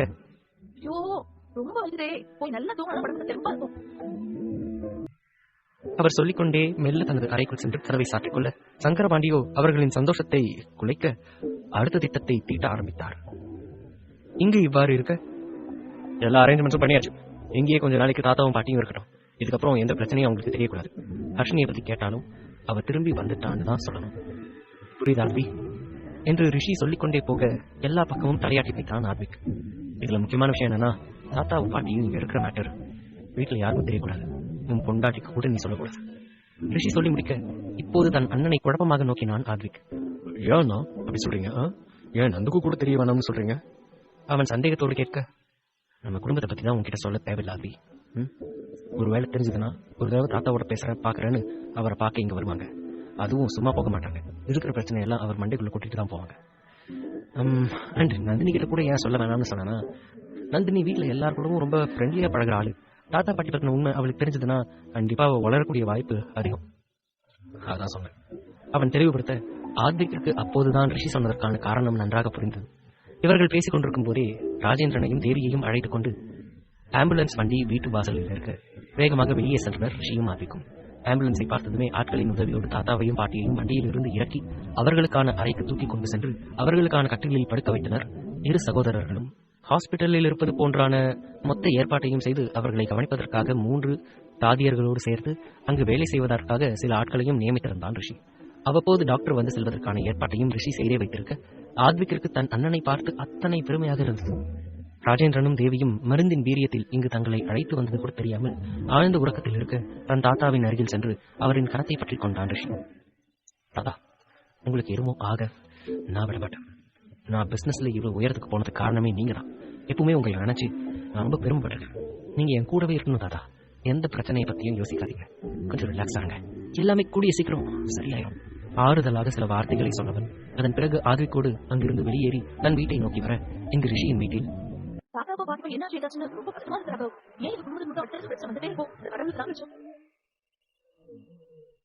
அவள் யோசித்தவாறு சொல்ல ராகவுக்குத்தான் அவளின் யோசனை பதட்டத்தை கொடுத்தது. சாரு, நான் உனக்கு முன்னாடியே சொன்னேன், நீ அதிகமா யோசிச்சா அது நம்ம குழந்தையதான் பாதிக்கும். இதை நான் உனக்கு ஞாபகப்படுத்த வேண்டிய அவசியம் இல்லைன்னு நினைக்கிறேன். அவன் காட்டமாக சொல்ல சாருவோ தயக்கமாக தன் கணவனை பார்த்தாள். அது எப்படி ராகவ் யோசிக்காம இருக்க முடியும்? அவங்களோட தாத்தா பாட்டி நம்ம குழந்தையோட பாதுகாப்பு எனக்கு முக்கியம் தான் ராகவ். அதை நீங்க எனக்கு திரும்ப திரும்ப சொல்ல வேண்டிய அவசியம் இல்லை. அவள் பதிலுக்கு சொல்ல தன் மனைவியை முறைத்து பார்த்தான் ராகவ். இந்த திமிருக்கு மட்டும் குறைச்சதில்ல. என் குழந்தை இவ்வளவு மாதிரி இல்லாம என்ன மாதிரி சாதுவா வரணும் கடவுளே. அவன் வேண்டுமென்றே அவளை சீண்ட கோபத்தில் அவனின் கரத்தை கடித்தாள் சாரு. இதை பார்த்துக் கொண்டிருந்த மற்றவர்களுக்குத்தான் இவர்களின் கூத்தில் சிரிப்பு முட்டிக் கொண்டு வந்தது. சரியாக ரிஷியும் ஆத்விக்கும் வீட்டுக்கு வர ஆளாளுக்கு ராஜேந்திரனையும் தேவியையும் பற்றி விசாரிக்க தொடங்கினர் அனைவரும். தாத்தாவும் பாட்டியும் இன்னும் அப்படியேதான் இருக்காங்க. எந்த இம்ப்ரூவ்மெண்ட்டும் இல்ல. அவங்கள அப்சர்வேஷன்ல வச்சிருக்காங்க. யாரையும் பார்க்க விட மாட்டேங்கிறாங்க என்று ரிஷி சொல்ல, அப்போ தாத்தாவையும் பாட்டியும் நான் பார்க்க முடியாதானா? எனக்கு அவங்க பார்க்க போலயே தோணிட்டு இருக்கு. ராஜேந்திரனுக்கும் தேவிக்கும் நடந்ததை நினைத்து பார்த்து அழுகையை அடக்கிய குரலில் அவள் சொல்ல ரிஷியோ ஆத்விக்கின் முகத்தை பார்த்தான். மகதி, அதான் அண்ணா சொல்றாருல, கூடிய சீக்கிரம் தாத்தாவும் பாட்டியும் சரியாகி வீட்டுக்கு வந்துருவாங்க. அதுக்கப்புறம் அவங்க கூடவே இருந்துக்கும். புரியுதா? அவன் தன் சகோதரியை சமாதானப்படுத்த முயல அவளும் அதற்கு மேல் பிடிவாதம் பிடிக்காது சோகமாக இருக்கையில் அமர்ந்து கொள்ள ரிஷிக்கு அப்போதுதான் நிம்மதி பெருமூச்சே வெளியானது. அதன் பிறகு யாரும் எதுவுமே கேட்கவில்லை. ஆனால் தன் அறை வாசலில் கலங்கிய முகத்தோடு ரிஷியை பார்த்தவாறு நின்று கொண்டிருக்கிறார் தாமரை. எதிர்ச்சியாக திரும்பிய ரிஷியின் விழிகளுக்குள் அவர் சிக்க மெல்ல ஒவ்வொரு அடியாக வைத்து அவரை நோக்கிச் சென்றான். தாமரைக்கு அவன் பக்கத்தில் வருவதை பார்த்ததும் உடல் நடுங்க ஆரம்பித்து விட்டது. தாமரையை நோக்கி ஒவ்வொரு அடியாக எடுத்து வைத்து வர இங்கு இவருக்கோ தன் வயிற்றுக்குள் பயப்பந்து உருள ஆரம்பித்தது. எங்கு அவர்களுடைய தாத்தாவின் நிலைமைக்கு நான் தான் காரணம் என்று சொல்லி போவார்களோ என்ற பயம் அவருக்கு. ரிஷியோ அவர் அருகில் வர அவன் பேசுவதற்கு முன் அவரை குறுக்கிட்டு பேசினார் தாமரை. எல்லாம் என்னால தானே. நான் தான் அவரோட நிலைமையை புரியாம பிரச்சனையை சொல்லி எனக்கு ரொம்ப கஷ்டமா இருந்துச்சு. என் பொண்ணு அவ கர்ப்பமா வேற இருக்கா. இப்படி ஒரு நிலைமையில ஏதோ ஒரு மூலையில அவ கஷ்டப்படுறான்னு தெரிஞ்சா என்ன தாயில தான் போய் தாங்கிக்க முடியும்? நீங்களே சொல்லுங்க. இப்ப மாப்பிள்ள அஸ்வினியை தேட வேணாம் சொல்லிட்டாரு. ஆனா என்னால என் பொண்ணு முடியுமா? நான் எங்க தான் போய் அவளை தேடுவேன்? இவங்க வீட்டு பொண்ணா இருந்தா எல்லாராலையும் இப்படி சாதாரணமா இருக்க முடியுமான்னு ஒரு கட்டத்துல யோசிக்க ஆரம்பிச்சிட்டேன். அதான் தம்பி அந்த அகையர்கிட்ட நான் எல்லாத்தையும் சொல்லிட்டேன். ஆனா அவருக்கு இப்படி ஒரு நிலைமை வரும்னு நான் கொஞ்சமா எதிர்பார்க்கல.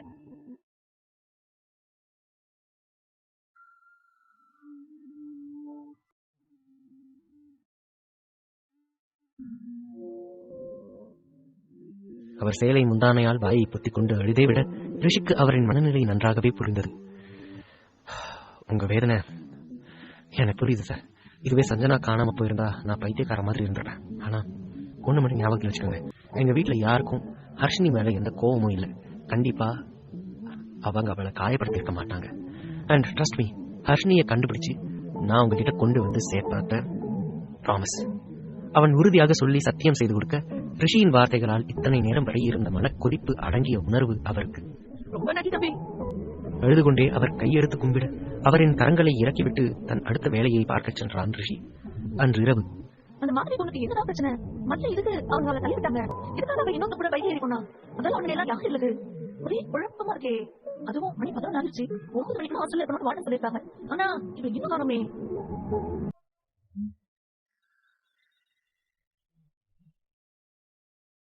கட்டிலில் அமர்ந்து யோசித்தவாறு இருந்த ஹர்ஷினிக்கு ஏனோ உள்ளுக்குள் வாந்தி வருவது போல் மூச்சு முட்டுவது போல் இருக்கவும் அதற்கு மேல் அறைக்குள் இருக்க முடியாது அறையை பூட்டிவிட்டு வெளியே வந்தாள். அவள் மீராவின் அறையை நோக்கி மெல்ல செல்ல சரியாக வார்டன் சங்கரியின் கத்தல் சத்தம் நன்றாக கேட்டது. எத்தனையோ முறை உனக்கு சான்ஸ் கொடுத்துட்டேன், இதுக்கு மேல முடியாது, வர வர உன் நடவடிக்கையும் சரியில்லை, நீங்க முதல்ல கிளம்பு. அவர் கத்த அடுத்து மாதவியின் குரல் கேட்டது அவளுக்கு. மேடம், எனக்கு ஒர்க் முடிச்சு சீக்கிரமா வரதான் ட்ரை பண்ணேன், ஆனா விடல, சாரி மேடம், இனிமே நடக்காது, என்ன நம்புங்க ப்ளீஸ். அவள் கெஞ்ச சங்கரியோ கேட்ட பாடில்லை. இங்க பாரு மாதவி, உன்னை பத்தி தப்பு தப்பான நியூஸ் எனக்கு வருது, அது உண்மையோ போயோ, ஆனா நீ நடக்கிற விதம் எனக்கு பிடிக்கல, நீங்க இருந்து போனாதான் நல்லது. அவர் முடிவாக சொல்ல மாதவியோ அழுதே விட்டாள். மேடம், இந்த ஒரு தடவை மன்னிச்சுங்க, இதுக்கப்புறம் கண்டிப்பா இப்படி நடக்காது, என் குடும்பம் ரொம்ப கஷ்டப்படுறாங்க, நான் இங்க இருந்து அனுப்புற காசு வந்துச்சுன்னா குடும்பத்தையே நடத்துறாங்க, இப்ப நீங்க சட்டம் இங்க இருந்து வெளியே போக சொல்லிட்டீங்கன்னா நான் என்னதான் பண்ணுவேன், ப்ளீஸ் ஒரு தடவை எனக்கு வாய்ப்பு கொடுங்க, இனிமே இதுக்கப்புறம் நடக்காது மேடம், என்ன நம்புங்க, நான் வேணா உங்க காலில் கூட விடுறேன்.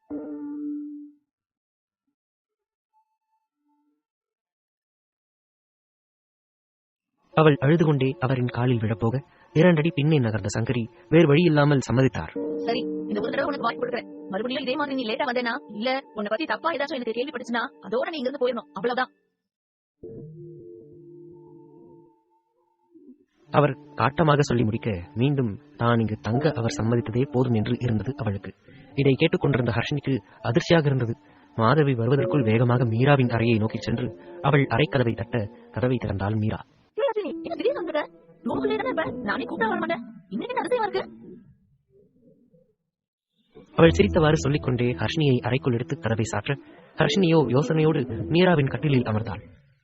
எப்பவும் ஏதாச்சும் யோசிச்சுட்டே இருக்க, இப்ப எதுக்கு யோசிச்சுட்டு இருக்க? அவள் சலித்தவாறு கேட்க மீராவின் அறையில் இருக்கும் மற்ற பெண் உறங்கிட்டாளா என கூர்ந்து பார்த்த ஹர்ஷினி அவளிடமிருந்து சீரான மூச்சு காட்டு வரவும் என பெருமூச்சு விட்டவாறு பேசத் தொடங்கினாள். மீரா, இந்த மாதிரி இருக்கல, மேடம் கிட்ட நல்ல விட்டு வாங்கிட்டு இருக்கா, இப்ப நான் வரும்போது கேட்டேன். அவள் தான் கேட்டதை சொல்லி முடிக்க மீராவின் முகத்தில் எந்த மாற்றமும் இல்லை. அதை பார்த்த மற்றவரின் புருவங்கள் குழப்பத்தில் சுருங்கின. என்னடி ரியாக்ஷன் இல்ல? அவள் ஆச்சரியமாக கேட்க வழக்கமா நடக்கிறது தானே, இல்ல ஆச்சரியப்பட என்ன இருக்கு? பதிலுக்கு மீரா கேட்க ஹர்ஷினிக்கு ஒன்றுமே புரியவில்லை. வழக்கமா நடக்குதுன்னா புரியல மீரா. அவள் குழப்பமாக கேட்க இப்போது உறங்கிக் கொண்டிருந்த பெண்ணை உற்று பார்த்துவிட்டு பதில் சொன்னாள் மீரா.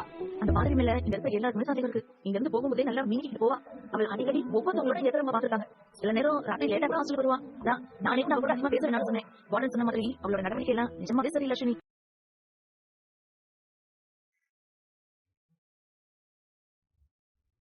அவள் சொல்லி முடிக்க ஹர்ஷினியோ திகைத்து போய் மீராவை பார்த்திருந்தாள். இன்றும் அவள் ஒருவனுடன் வண்டியில் ஏறிச் சென்றதை ஹர்ஷினி பார்க்க அல்லவா செய்தாள். ஆனால் தான் பார்த்ததை மீராவிடம் சொல்லவில்லை அவள். பின் சிறிது நேரம் பேசிவிட்டு ஹர்ஷினி தன்னுடைய அறைக்கு செல்ல அங்கு ஒரு புகைப்படத்தை பார்த்தவாறு அழுது கொண்டிருந்தாள் மாதவி. அதை பார்த்தவள் எதுவும் கேட்காமல் அவள் பாட்டிற்கு தன் கட்டிலில் சென்று அமர்ந்து கொள்ள மாதவியோ புகைப்படத்தை தன் தலையணைக்கு அடியில் மறைத்து வைத்துவிட்டு தன் வயிற்றை பிடித்துக் கொண்டு அழ ஆரம்பித்தாள். அதை கவனித்த ஹர்ஷினிக்கு ஏனோ அதையும் கண்டுகொள்ளாமல் இருக்க மனம் விடவில்லை. அவள் பதற்றமாக கேட்டவாறு அவள் அருகே செல்ல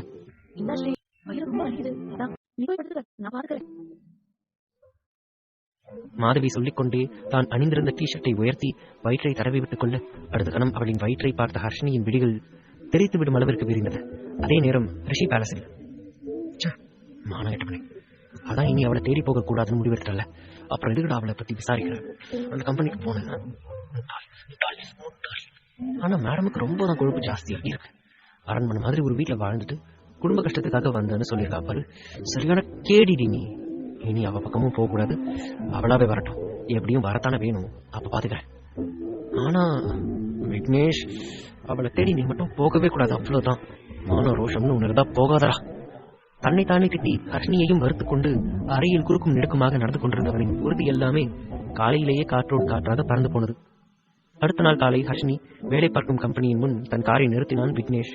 தன் மனசாட்சி திட்டுவதையும் காதில் போட்டுக் கொள்ளாமல் அவன் பாட்டுக்கு நடந்து விறுவிறுவென உள்ளே செல்ல அவ்விடத்திற்கு விக்னேஷ் வருவான் என்று சற்றும் எதிர்பார்த்திராத ஹர்ஷினியின் விழிகள் இரண்டும் வெளியே தெரித்துவிடும் அளவுக்கு விரிந்தன என்றால் அங்கிருந்த அனைவரும் அவனை ஏதோ வானலோகத்தில் இருந்து இறங்கி வந்த தேவனைப் போல தாங்கிக் கொண்டிருந்தார்கள். ரிஷி என்று கூறினாலே எந்த அளவுக்கு ஆண்களும் பெண்களும் ஆர்ப்பாட்டம் செய்து கொண்டு அவனை பார்ப்பதற்காக துடித்துக் கொண்டிருப்பார்களோ அதே போலத்தான் அந்த அந்தஸ்தை எட்டி இருந்தான் விக்னேஷ்.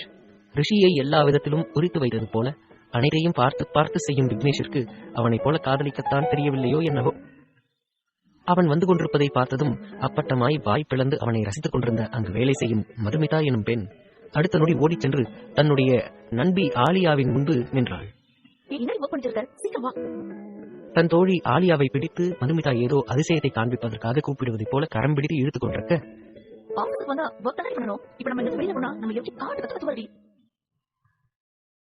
நிதர்சனத்தை தன் தோழிக்கு புரிய வைக்க ஆலியா முயற்சி செய்ய, அவள் மெல்லிய குரலில் அதே நேரம் சுவாரஸ்யமாகவும் கூறினாள். புரியாமல் அவள் கேட்க நக்கலாக சிரித்தாள் மற்றையவள்.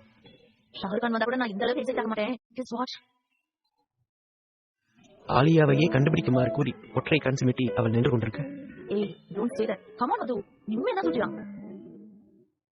ஏதோ ஒன்றை கண்டுபிடித்து விட்ட ஆனந்தத்தில் தன் தோழியின் முகத்தில் அது உண்மையா என்று அவள் தேடிக்கொண்டிருக்க, அது உண்மைதான் என்னும் ரீதியில் பளிச்சிட்டுக் கொண்டிருந்தது மதுமிதாவின் முகம்.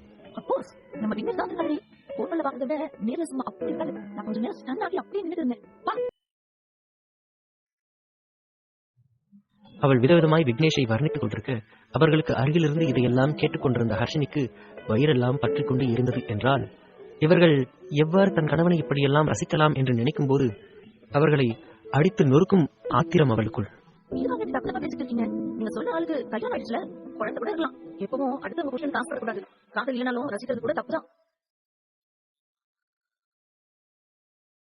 எப்படியோ தைரியத்தை வரவழைத்துக் கொண்டு யாரையோ குறிப்பிட்டு அவள் அறிவுரை கூறுவது போல சொல்லிவிட அவளை புரியாத பார்வை பார்த்தார்கள் இருவரும்.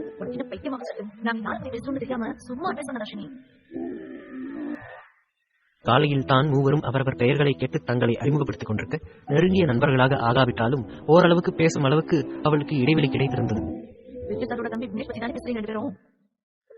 நான் சரியாக கணித்து சரியாகத்தான் பேசுகிறேன் எனும் ரீதியில் அவள் கேள்வியை கேட்டு வைக்க, மற்றைய இருவரும் ஒருவர் முகத்தை ஒருவர் பார்த்துக் கொண்டார்கள்.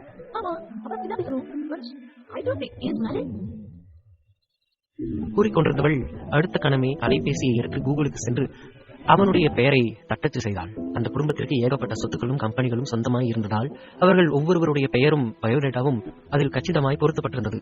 எதையோ தேடிய அவளின் கண்களுக்கு தான் தேடிய விடயம் மட்டும் சிக்கிவிட அவள் முகத்தில் தெரிந்த சந்தோஷத்திற்கு அளவே இல்லை.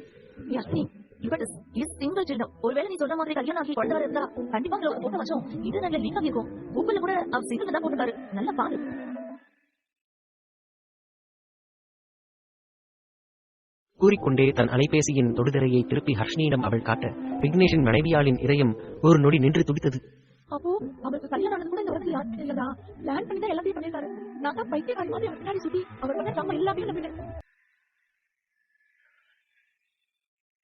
மனதிற்குள் நினைத்துக் கொண்டவளாய் வாய் திறந்து அதற்கு மேல் பதில் பேச முடியவில்லை. யாரோ தப்பான நியூஸ் சொல்லிருக்காங்க. நீ வேணும்னா கூகுள் பண்ணி பாத்துக்கோ. இப்ப நாங்க அந்த சைட் வரோம். ஓகேவா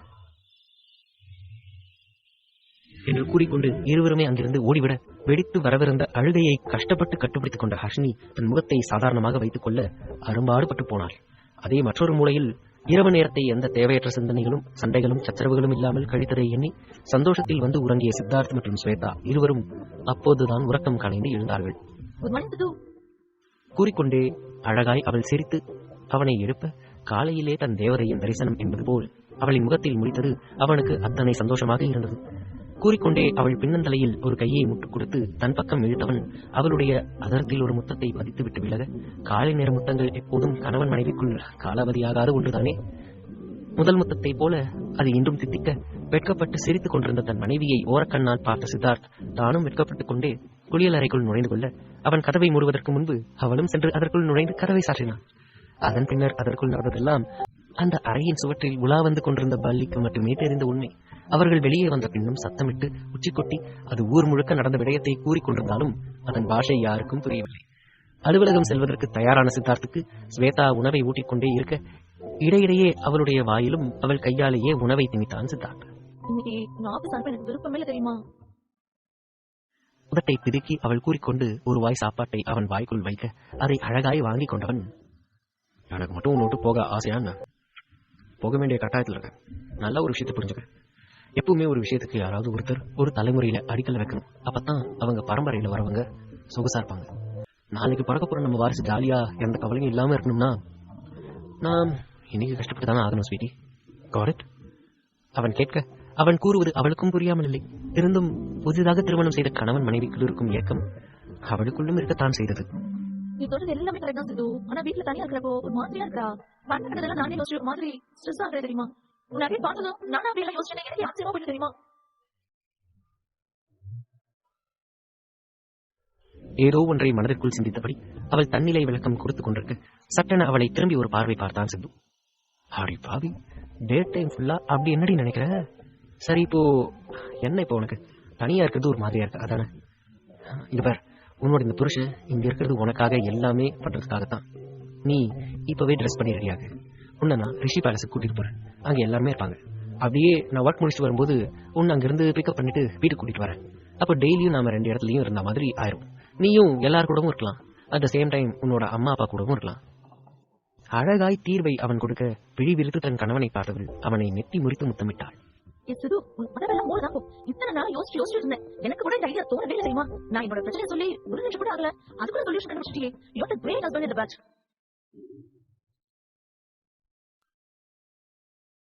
கூறியவள் துள்ளி குதித்தபடி தயாராக செல்ல போகும் அவளையே தலையை இருபுறமும் ஆட்டி சிரித்தபடி பார்த்துவிட்டு தன் வேலையை தொடர்ந்தான் சித்தார்த்.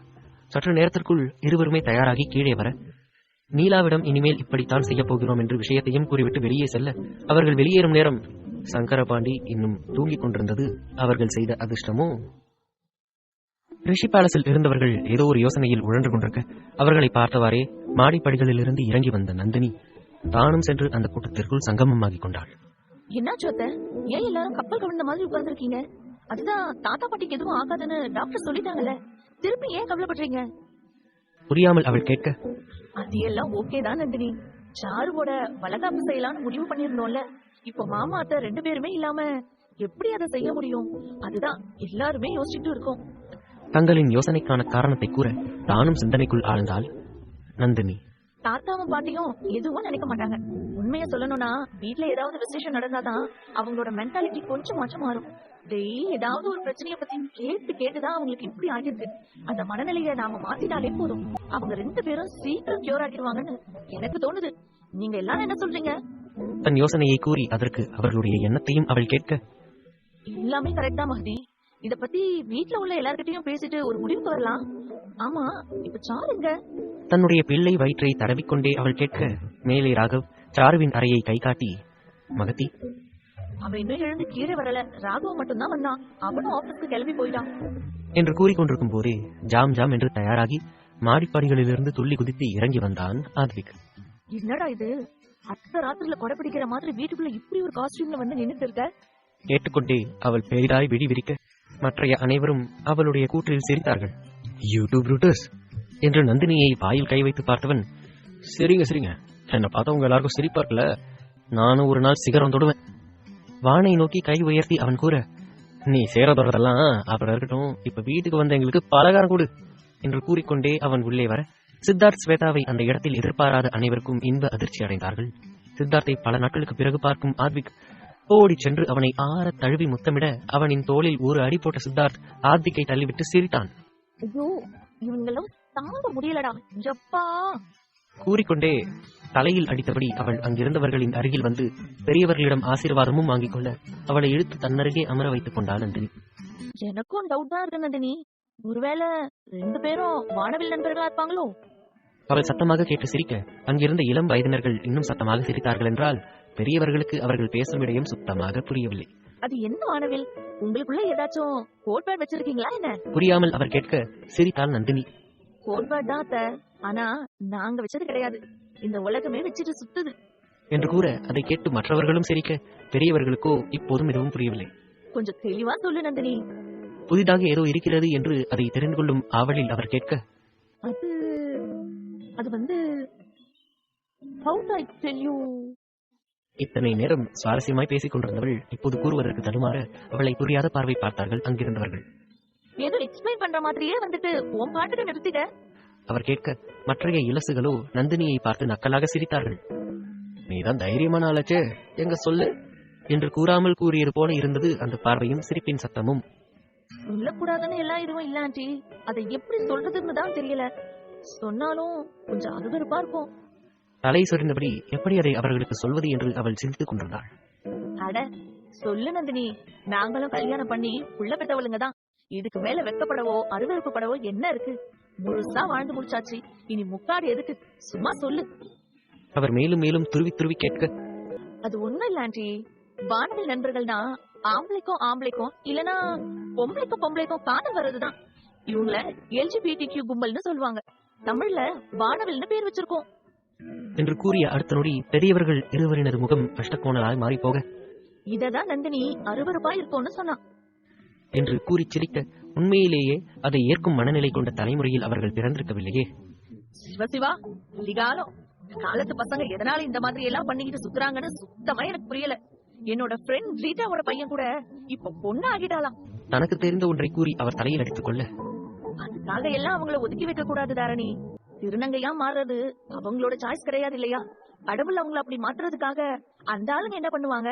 இருக்கிறத இருக்கிற மாதிரியே ஏத்துக்கிறதுதான் நாம பண்ணக்கூடிய ஒரே உதவி. ஆரம்பத்துல ஏத்துக்கிறது கஷ்டமா தான் இருக்கும், பட் போக போக ஓகே ஆகிடும்.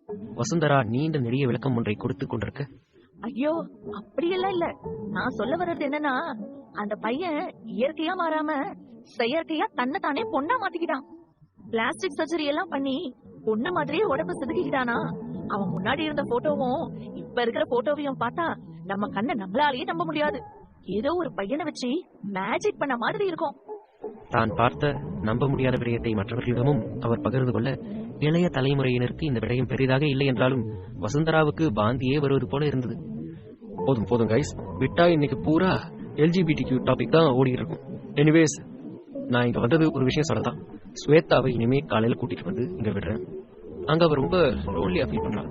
அகைன் ஒர்க் முடிச்சு நான் போகும்போது இவ்வளவு கூட்டிட்டு போறேன். இப்ப நான் கிளம்புறேன் கைஸ், பாய் என்று கூறிக்கொண்டு செல்ல போனவன் 2 அடி பின்னால் வைத்து மீண்டும் ஆத்விக்கின் முன்னால் வந்து நின்றான். ஆமா, நீ எது வீட்டுக்குள்ள இப்படி ட்ரெஸ் பண்ணிட்டு இருக்க? தன் ஒற்றை விரலால் அவனுடைய மொத்த உடலையும் மேலும் கீழும் காட்டி அவன் கேட்க, நல்ல கேளு சிது. அவன் ரூம்ல இருந்து கீழே இறங்கி வந்ததுல இருந்து நாங்க இதையே தான் கேட்டுட்டு இருக்கோம். அவள் தன் அண்ணனின் பக்கம் தாவ அவளை ஒரு பார்வை பார்த்துவிட்டு அனைவரின் முன்னாலும் வந்து நின்றான் ஆத்விக். பெண்களே, பெரியோர்களே, தாய்மார்களே, இன்று உங்களின் முன்னிலையில் நான் கூறிக்கொள்ள விரும்புவதாவது, அவன் தன் கையில் ஒரு மைக்கை வைத்துக் கொண்டு பேசுவது போல பாவனை செய்து கொண்டிருக்க, அவனுடைய தலையிலேயே ஒன்று போட்டான் சித்தார்த். வேலை போகணும், சீக்கிரமா சொல்லி முடிடா. சரி சரி, ஓகே. வை அவசரம்? இனிமே இன்னிலிருந்து இந்த ஆத்விக் வேலைக்கு போக போறான், அதுவும் ரிஷி அண்ணாவோட கம்பெனிக்கு என்று கூறி தன் காலரை தூக்கி விட்டுக் கொள்ள, தாங்கள் காதால் கேட்டது உண்மைதானா எனும் ரீதியில் அனைவரும் அவனை பார்த்துக் கொண்டிருந்தார்கள். என்னோட பிள்ளைக்கு புத்தி வந்துடுச்சு கூறியபடியே எழுந்து சென்று அவனுடைய நெற்றியில் ஒரு முத்தம் பதித்தார். மனம் வந்து அவனை வழி அனுப்பி வைக்க சித்தார்த்தும் ஆத்விக்கும் ஒன்றாக வேலைக்கு கிளம்பினார்கள். நேத்து நைட்ல இருந்து இன்னைக்கு வேலைக்கு போக போறதா சொல்லிட்டு தான் இருந்தான். வழக்கமா இந்த மாதிரி சொல்லிட்டு காலையில விழுந்தடிச்சு தூங்கிடுவானா? அதனாலதான் அவன் சொன்னதை நம்பவே இல்ல. அவன் உண்மையதான் சொல்லியிருக்கான் பாருங்களேன். அவன் வேலைக்கு கூட கிளம்பி போயிட்டான். ஆனா இன்னும் கூட என்னால அந்த விஷயத்தை நம்பவே முடியல. வாய்விட்டு ஆச்சரியத்தை வெளிப்படுத்தியவள் தன் கன்னத்தில் கை வைத்து மீண்டும் மீண்டும் அதை குறித்து யோசிக்க, இன்று கூறிய அனைத்தையும் பற்றி மீண்டும் ஒரு வட்ட மேசை மாநாடு நடத்திய பெண்கள் இறுதியாக சாருவின் வளைகாப்பு பற்றியும் பேசி முடிக்க, இதையெல்லாம் தன் அறையின் வாசலில் இருந்து கேட்டுக்கொண்டிருந்த தாமரைக்கு வயிறு பற்றி எரிந்தது. இத்தனை நேரம் பேசின அத்தனை விஷயத்திலையும் ஒரு தடவையாவது என் மகளை பத்தி இவங்க யோசிக்கலையே. நான் ஏதாச்சும் அழுதா மட்டும் அவ மேல கோவம் இல்லன்னு சும்மா சொல்றாங்க. எனக்கு கண்டிப்பா தெரியும், இவங்க யாரோ ஒருத்தர் தான் என் பொண்ணு மனசை உடைச்சிருப்பாங்க. நான் கண்டிப்பா உங்களை எல்லாம் சும்மா விட மாட்டேன். தனக்குத்தானே அவர் மன வருத்தப்பட்டுக் கொள்ள, இது எதுவும் அறியாத ரிஷியின் குடும்பத்தினர் வெகுவாய் சிரித்துக் கொண்டிருந்தார்கள். மாதேஷின் அலுவலகத்திற்குள் கோபியர்களிடையே கண்ணன் போல நின்று கொண்டிருந்தான் Vignesh. Vignesh sir, can I take a selfie with you?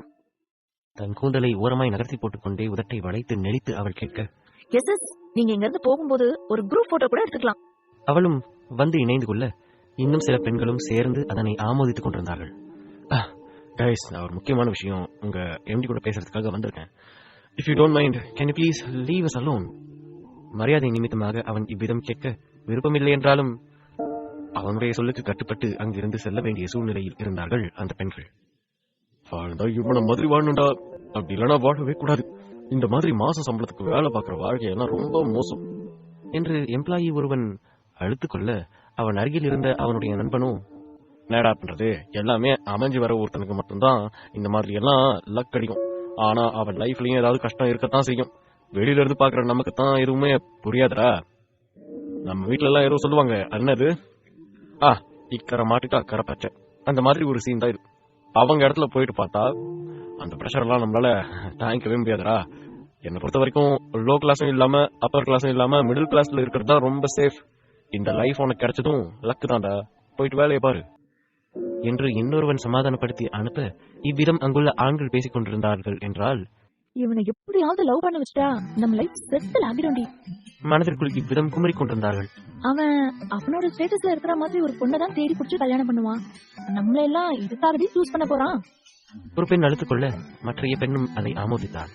இவ்விதம் அந்த அலுவலகத்தில் உள்ள ஒவ்வொரு மூலை முடுக்கிலும் விக்னேஷின் நாமம் தான் அடிபட்டுக் கொண்டிருக்க ஹர்ஷினி எந்த பக்கம் திரும்பினாலும் அவனது கணவன் பெயர் அவள் செவிப்பிறையை துண்டு துண்டாய் கிழித்துக் கொண்டிருந்தது. ஆண்கள் பேசுவதெல்லாம் ஒரு வகை பொறாமையாய் அவளுக்கு தோன்றியது என்றால், பெண்கள் பேசிக் கொண்டிருப்பவை அருவருக்கத்தக்க விடயமாக தோன்றியது. இந்த நொடியே அனைவருக்கும் முன்பு நின்று அவன் என்னுடைய கணவன் என்று கத்தி கூற வேண்டும் போல இருந்தது அவளுக்கு. இவ்விதம் தன் மனதிற்குள் அவள் புழுங்கிக் கொண்டிருக்க மாதேஷின் அறைக்குள் பாகாய் அமர்ந்து கொண்டான் விக்னேஷ். சொல்லுங்க விக்னேஷா. If I am not wrong, இந்த அந்த உங்களோட ஆஃபீஸ் எக்ஸ் எம்ப்ளாயி ஹர்ஷினியை கூட்டிட்டு போகலான்னு தானே வந்திருக்கிறீங்க? விக்னேஷின் மனதை படித்தவனாய் அவன் கேட்க அத்தனை எளிதில் ஒப்புக்கொள்ள அவன் என்ன சாதாரண ஆளா? ஈகோவுக்கு ஒரு உருவம் கொடுத்தால் அது விக்னேஷ் அல்லவா? ஓ மிஸ்டர் மாதேஷ், ஒரு எம்ப்ளாய்க்காக நான் டெய்லியும் உங்க ஆஃபீஸ் வாசல மிதிச்சுட்டு இருப்பேன்னு உங்களுக்கு தோணுதா? கூறி மெலிதாய் அவன் பொண்ணை கேட்க அப்படின்னா வேற என்ன சார் ரீசன்? புரியாமல் கேட்டான் அவன்.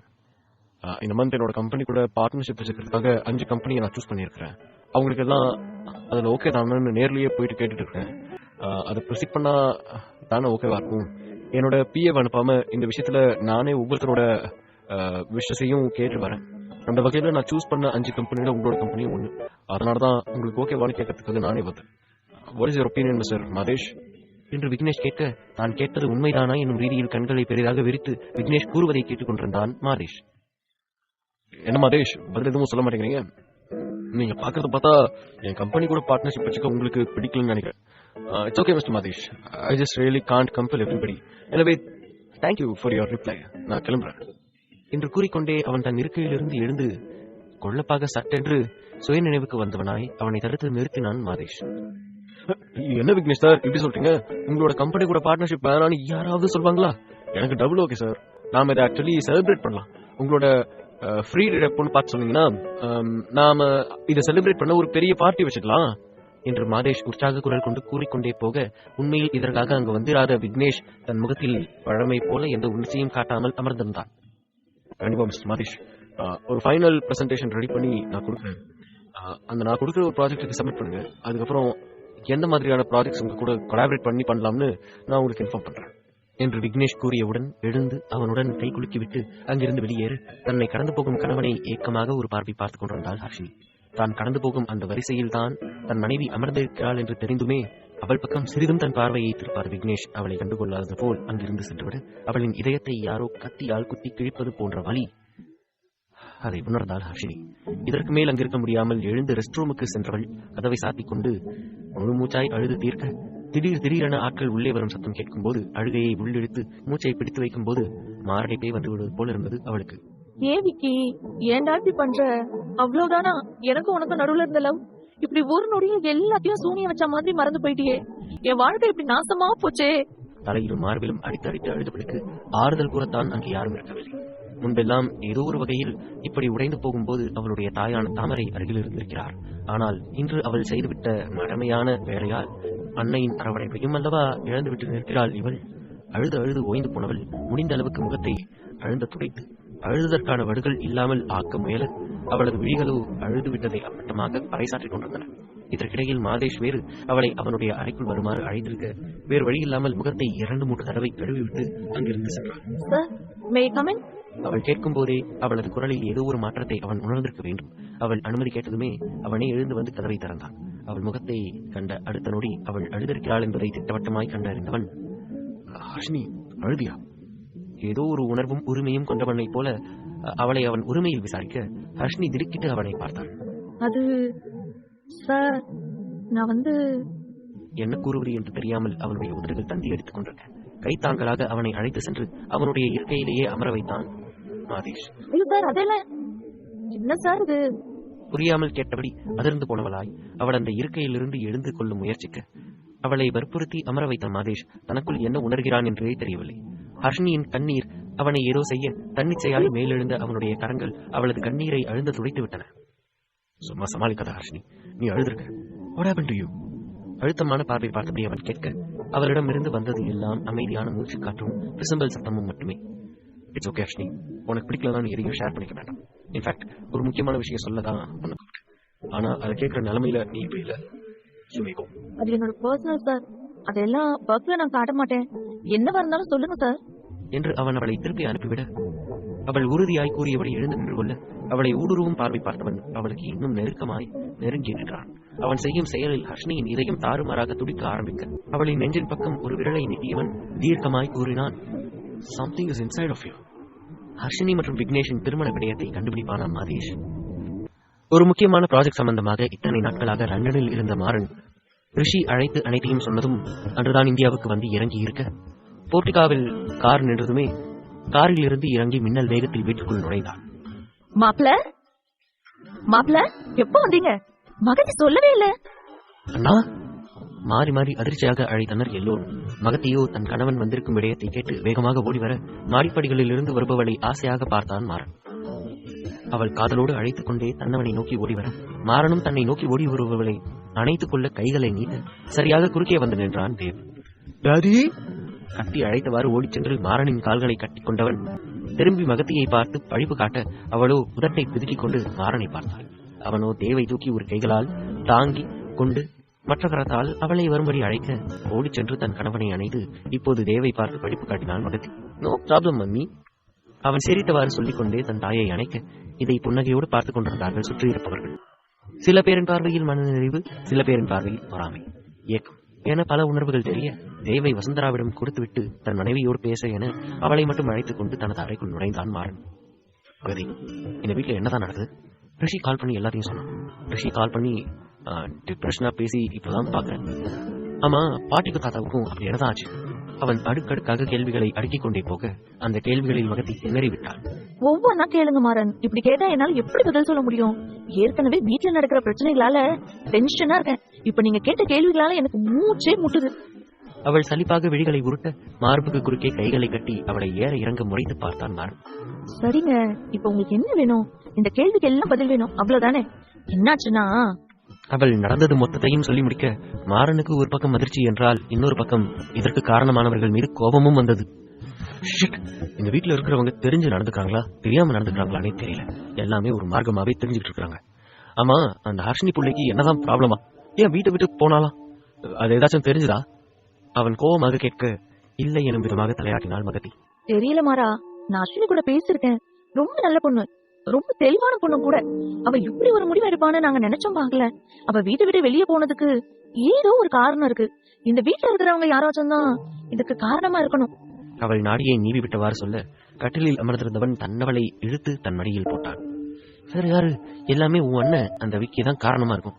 சரியான மட சாம்பிராணி அவன். கன்ஃபார்மா சொல்றேன், அவன் தான் ஏதோ பண்ணிருக்கணும். அவன் சரியாக யூகித்து சொல்ல மகத்தியோ தன் கணவனை முறைத்து பார்த்தான். இப்போ எதுக்கு என் அண்ணனை குத்த சொல்றீங்க? அவர் அஸ்வினி அண்ணியை ரொம்ப லவ் பண்றாரு. அவள் விக்கிக்கு சார்பாக பேச மாறனோ பதிலுக்கு அவளை முறைத்து பார்த்தான். வீட்டுல யாரு என்ன பேசிருந்தாலும் தன்னோட புருஷன் தன்னோட பக்கத்துல இருந்தா எந்த பொண்ணுமே இப்படி ஒரு முடிவு எடுத்திருக்க மாட்டாங்க. என்னோட கெஸ்ஸிங் சரியா இருந்தா விக்கிக்கும் ஹர்ஷினிக்கும் இடையில தான் ஏதோ ஒரு பிரச்சனையும் ஓடிக்கிட்டு இருக்கு. புருஷன் பொண்டாடி சண்டையில தான் அவ வீட்டை விட்டு வெளியே போயிருக்கணும். அவன் உறுதியாக சொல்ல மகதியின் புருவங்கள் யோசனையில் சுருங்கின. ஓகே, என் அண்ணன் மேலேயே தப்பா இருக்கட்டும். அத அவர்கிட்ட சொல்லி பேசி தீர்த்துக்கிறத விட்டுட்டு இப்படியா வீட்டை விட்டு ஓடி போகணும்? அதுவும் அவங்க பிரெக்னெண்டா இருக்காங்க. விக்கிய நான் எந்த அளவுக்கு மனவேதனையில இருக்காரா இருக்கும்? புரியுது மகதி. அவ ஒத்த ஆளா இருந்தா கூட பரவாயில்ல. வயிற்றுல குழந்தைய வச்சுக்கிட்டு அவ பாட்டுக்கு வெளியில போயிட்டா அவளுக்கும் குழந்தைக்கு ஏதாவது ஆயிரும்னு மொத்த குடும்பமும் பதறிக்கிட்டு இருக்கு. எவ்வளவு பெரிய பிரச்சனையா இருந்தாலும் ஒண்ணு அதை விக்னேஷ் கிட்ட பேசிருக்கணும், இல்லைன்னா பெரியவங்க முன்னாடி கொண்டு வந்திருக்கணும். அவ இப்படி முட்டாள்தனமான ஒரு முடிவெடுப்பான்னு நான் கூட நினைச்சு பார்க்கல. மாறன் கம்பெனியில் 4 வருடம் வேலை செய்திருக்கிறாள் ஹர்ஷினி. அவள் எத்தனை சுதந்திரமான தைரியமான பெண் என்று அவன் நன்கு அறிவான். அவள் தடாலடியாக இப்படி ஒரு முடிவெடுத்ததை நினைத்து அவனுக்கே ஆச்சரியம்தான். இப்ப இதெல்லாம் விடு, ரொம்ப நாள் கழிச்சு வந்திருக்க. ஆமா, அவருக்கு ஸ்பெஷலா ஏதாவது கொடுக்கலாம்ல? நீண்ட நாட்களுக்கு பிறகு கிடைக்கும் தன்னவளின் ஸ்பரிசத்திலும் நெருக்கத்திலும் உணர்ச்சிகள் பெருக்கெடுக்க அவன் ஆசையாக கேட்க மகத்தியின் முகமும் வெட்கத்தில் சிவந்தது. ஏன் இல்ல, உங்களுக்கு இல்லாததான். அவள் பதிலுக்கு அவனை சீண்டிவிட்டு மெல்ல அங்கிருந்து ஓட பார்க்க அவன் விடுவானா என்ன? ஓடிச் சென்றவளின் இடையை வளைத்து பிடித்து கட்டிலில் சரித்தவன் தன் ஷர்ட் பட்டன்களை கழற்றியவாறு அவள் மேல் சரிய வெளியில் போலியாக திமிரினாலும் உள்ளுக்குள் மனம் அவனுடனான நெருக்கத்தை ஏங்கி தவித்தது அவனுக்கு. ரிஷிய சஞ்சனாவும் கூட செகண்ட் பேபிக்கு ரெடி ஆயிட்டாங்க. நாம தான் இன்னும் செகண்ட் பேபிக்கு ரெடி ஆகாம இருக்கோம். அதான் நானே அந்த போராட்டத்தை கையில் எடுக்கலாம்னு நினைக்கிறேன். நீ என்ன சொல்ற பேபி என்று மாறன் கேட்க அவனை போலியாக முறைத்து பார்த்தாள் மகதி. ஒன்னும் தேவையில்லை. அவள் சொல்லிக்கொண்டே அவனின் மார்பில் கை வைத்து தள்ள அடுத்த நொடி அவளின் திமிரலை அடக்க அவள் இதழ்களை தன் வன்மையாக இதழ்களால் கவ்விக்கொண்டாள். அப்படியே அவளின் ஒவ்வொரு அங்கமாக முத்தத்தால் நினைக்க அது கொடுத்த சுகமான வழியில் விரும்பியே தொலைந்தாள் மகதி. இதழ்களாலேயே அவளுடைய மீட்டியவன் ஆடையில்லா அவளின் உடலுக்கு போர்வையாகி மேலும் சூடேற்ற அவனை தன்னோடு அணைத்துக் கொண்டான் மகதி. இருவரும் ஓர் உடலாக மஞ்சத்தில் உருண்டு புரள இங்கு தாமரையோ தன் மகளை நினைத்தவாறு தனது அறையில் அழுது கொண்டிருந்தார். அந்த ரிஷி தம்பி என் பொண்ணை மீட்டு தரேன்னு என்கிட்ட சத்தியம் பண்ணுச்சு. ஆனா இந்த வீட்டுல இருக்கிறவங்களுக்கு என் பொண்ணை பத்தி கொஞ்சம் கூட அக்கறையே இல்ல. புள்ளைய சுமந்துகிட்டு அவ வீட்டை விட்டு வெளியே போயிருக்கா. ஆனா இந்த வீட்டு ஆளுங்க சாருவுக்கு வளகாப்பு பண்றத பத்தி பேசிக்கிட்டு இருக்காங்க. என்ன ஜென்மங்க இவங்க! என் பொண்ணு இப்படி ஒரு இடத்துல நான் கட்டி கொடுத்துட்டேன். ஒருவேளை அந்த ஆதிரா பொண்ணு சொன்னது உண்மையா இருக்குமோ? உள்ளுக்குள் இந்த வீட்டில் இருப்பவர்களை பற்றி புலம்பித் தள்ளிய தாமரையின் நினைவுகள் நேற்று தனக்கு அழைத்து பேசிய ஆதிராவின் வார்த்தைகளை நினைவு கூர்ந்தன. நேற்று ரிஷி பேசிவிட்டு சென்றதும் அவருடைய மனம் சற்று அமைதி அடைந்திருக்க அதை கெடுப்பது போல் வந்தது ஆதிராவின் அழைப்பு. தன் பட்டன் போனில் வந்த எண் யாருடையது என்பது தாமரைக்கு சரியாக தெரியவில்லை. ஹலோ, யாருங்க? அவர் அழைப்பை ஏற்று காதில் வைத்து கேட்க மறுமுனையில் சச்சாத் ஆதிராதான். ஆண்டி, நான் ஆதிரா பேசுறேன். அவள் சொல்ல அவள் எதற்காக அழைத்தாள் என்று ஒரு பக்கம் அவருக்கு நினைக்க தோன்றினாலும் சாதாரணமாக பேசினார். சொல்லுமா, என்ன விஷயமா கால் பண்ணிருக்க? அவர் பேச இவளுக்கோ ஆச்சரியம். என்ன இந்த பொம்பளை சிரிச்சுக்கிட்டே பேசுது? உள்ளுக்குள் வன்மமாக நினைத்தவாறு தாமரையின் நிம்மதியை கெடுக்க அடுத்த கட்ட நடவடிக்கைகளை தொடங்கினாள். ஆண்டி, அஸ்வினியை பத்தி ஏதாச்சும் தெரிஞ்சுதா? வீட்டுல தேடிட்டா இருக்காங்க.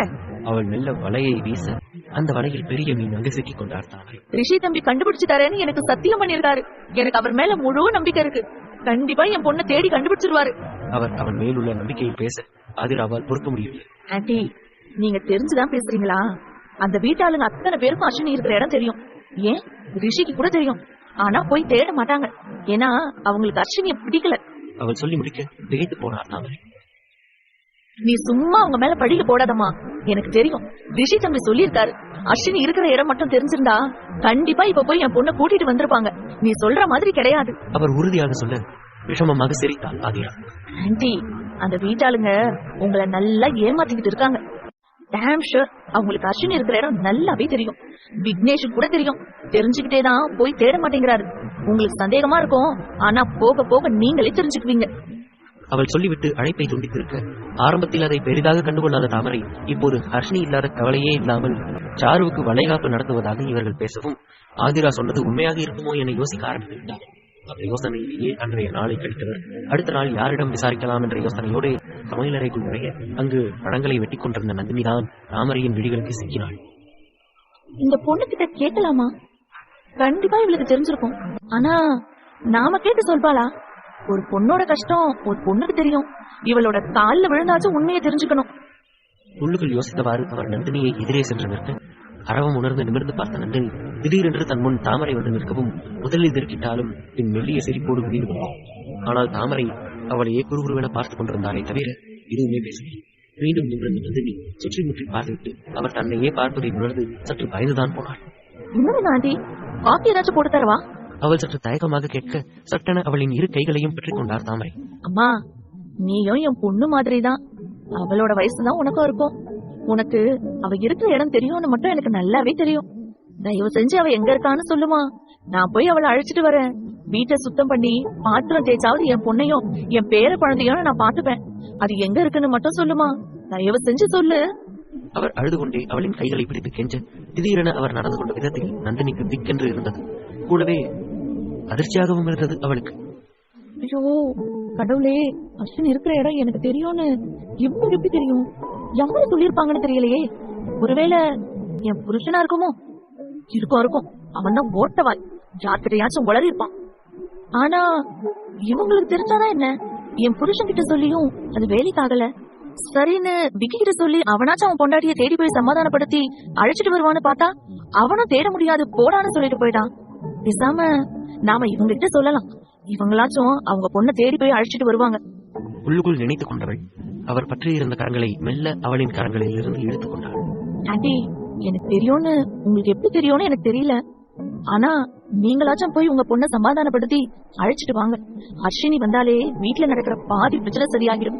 அவள் தயக்கமாக சொல்ல, இத்தனை நேரம் உண்மையோ பொய்யோ என சந்தேகத்தோடு இருந்தவளுக்கு இப்போது ஆதிரா சொன்னது உண்மைதான் என உறுதியாக தெரிந்துவிட்டது. அர்ஷினி தற்போது வேலை பார்க்கும் கம்பெனியின் பெயரை சொல்லி, அவங்க எங்க இருக்காங்கன்னு சரியா தெரியல, ஆனா இந்த கம்பெனில தான் வேலை பாக்குறாங்கன்னு எனக்கு தெரியும். அங்க போய் அவ கூட பேசி அழைச்சிட்டு வாங்க ஆண்டி. இத நான் உங்ககிட்ட சொன்னேன்னு விக்கி கிட்ட சொல்ல வேணாம்.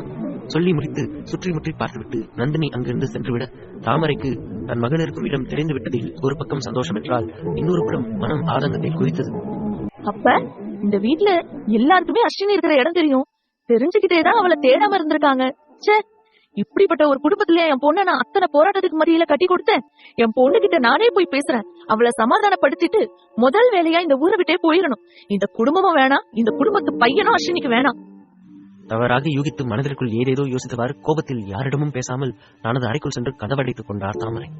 இங்கு தனது அறையில் தயாராகிக் கொண்டிருந்தாள் ஆதிரா. தாமரையின் மனதில் விஷ விதை ஒன்றை தான் புதைத்து விட்டதை எண்ணி அவளுடைய மனம் அத்தனை திருப்தியில் இருந்தது.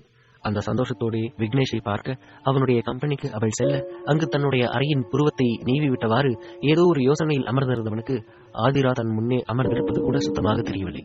அவளுக்கோ இது கூட நல்ல சந்தர்ப்பமாக தோன்ற அவனையே ரசித்து பார்த்திருந்தவள் திடீரென வந்த அழைப்பில் விக்னேஷ் யோசனையை விட்டு ஆதிராவை திடுக்கிட்டு பார்க்கவும் தன் பார்வையை திருப்பிக் கொண்டாள் ஆதிரா. அவளை எதிர்பார்க்காத அதிர்ச்சியில் அவன் கேட்க அவளோ மேசையில் இரு கைகளை கோர்த்து முன்னே வந்து அவனை மயக்கும் புன்னகை புரிந்தாள். ஏமாமா, நான் வரக்கூடாதா என்ன? எப்படியோ ஏதாவது ஒரு விஷயத்தை பத்தி யோசிச்சுட்டு இருப்பீங்கன்னு தெரியும், ஆனா நான் வந்தது கூட தெரியாம யோசிச்சுட்டு இருப்பீங்கன்னு இப்போதான் தெரியுது. அவள் சலிப்பாக சொல்ல விக்னேஷோ எந்த பதிலும் கூறவில்லை, அமைதியாக இருந்தான். என்னமாமா, அக்கா யோசனையா? அவளை பத்தி யோசிக்க வேணாமாமா. எனக்கும் அவன் மேல செம்ம கோவமா இருக்கு. கொஞ்சம் கூட மத்தவங்கள பத்தியோ அவ வயித்துல இருக்கிற குழந்தைய பத்தியோ யோசிக்கல. சுயநலமா திங்க் பண்ணி வீட்டை விட்டு போயிட்டா. இடியட். அவள் ஹர்ஷினியை திட்ட ஹர்ஷினியின் முகமோ தன்னவள் செய்த காரியத்தை எண்ணி கோபத்தில் சிவந்தது. அவளை பத்தி பேசாதாதிரா, என்னை பத்தி கூட வேணாம். அட்லீஸ்ட் குழந்தைய பத்தி யோசிக்கலாம். வீட்டுல நடக்கிற எல்லா பிரச்சனையும் அவளாலதான்.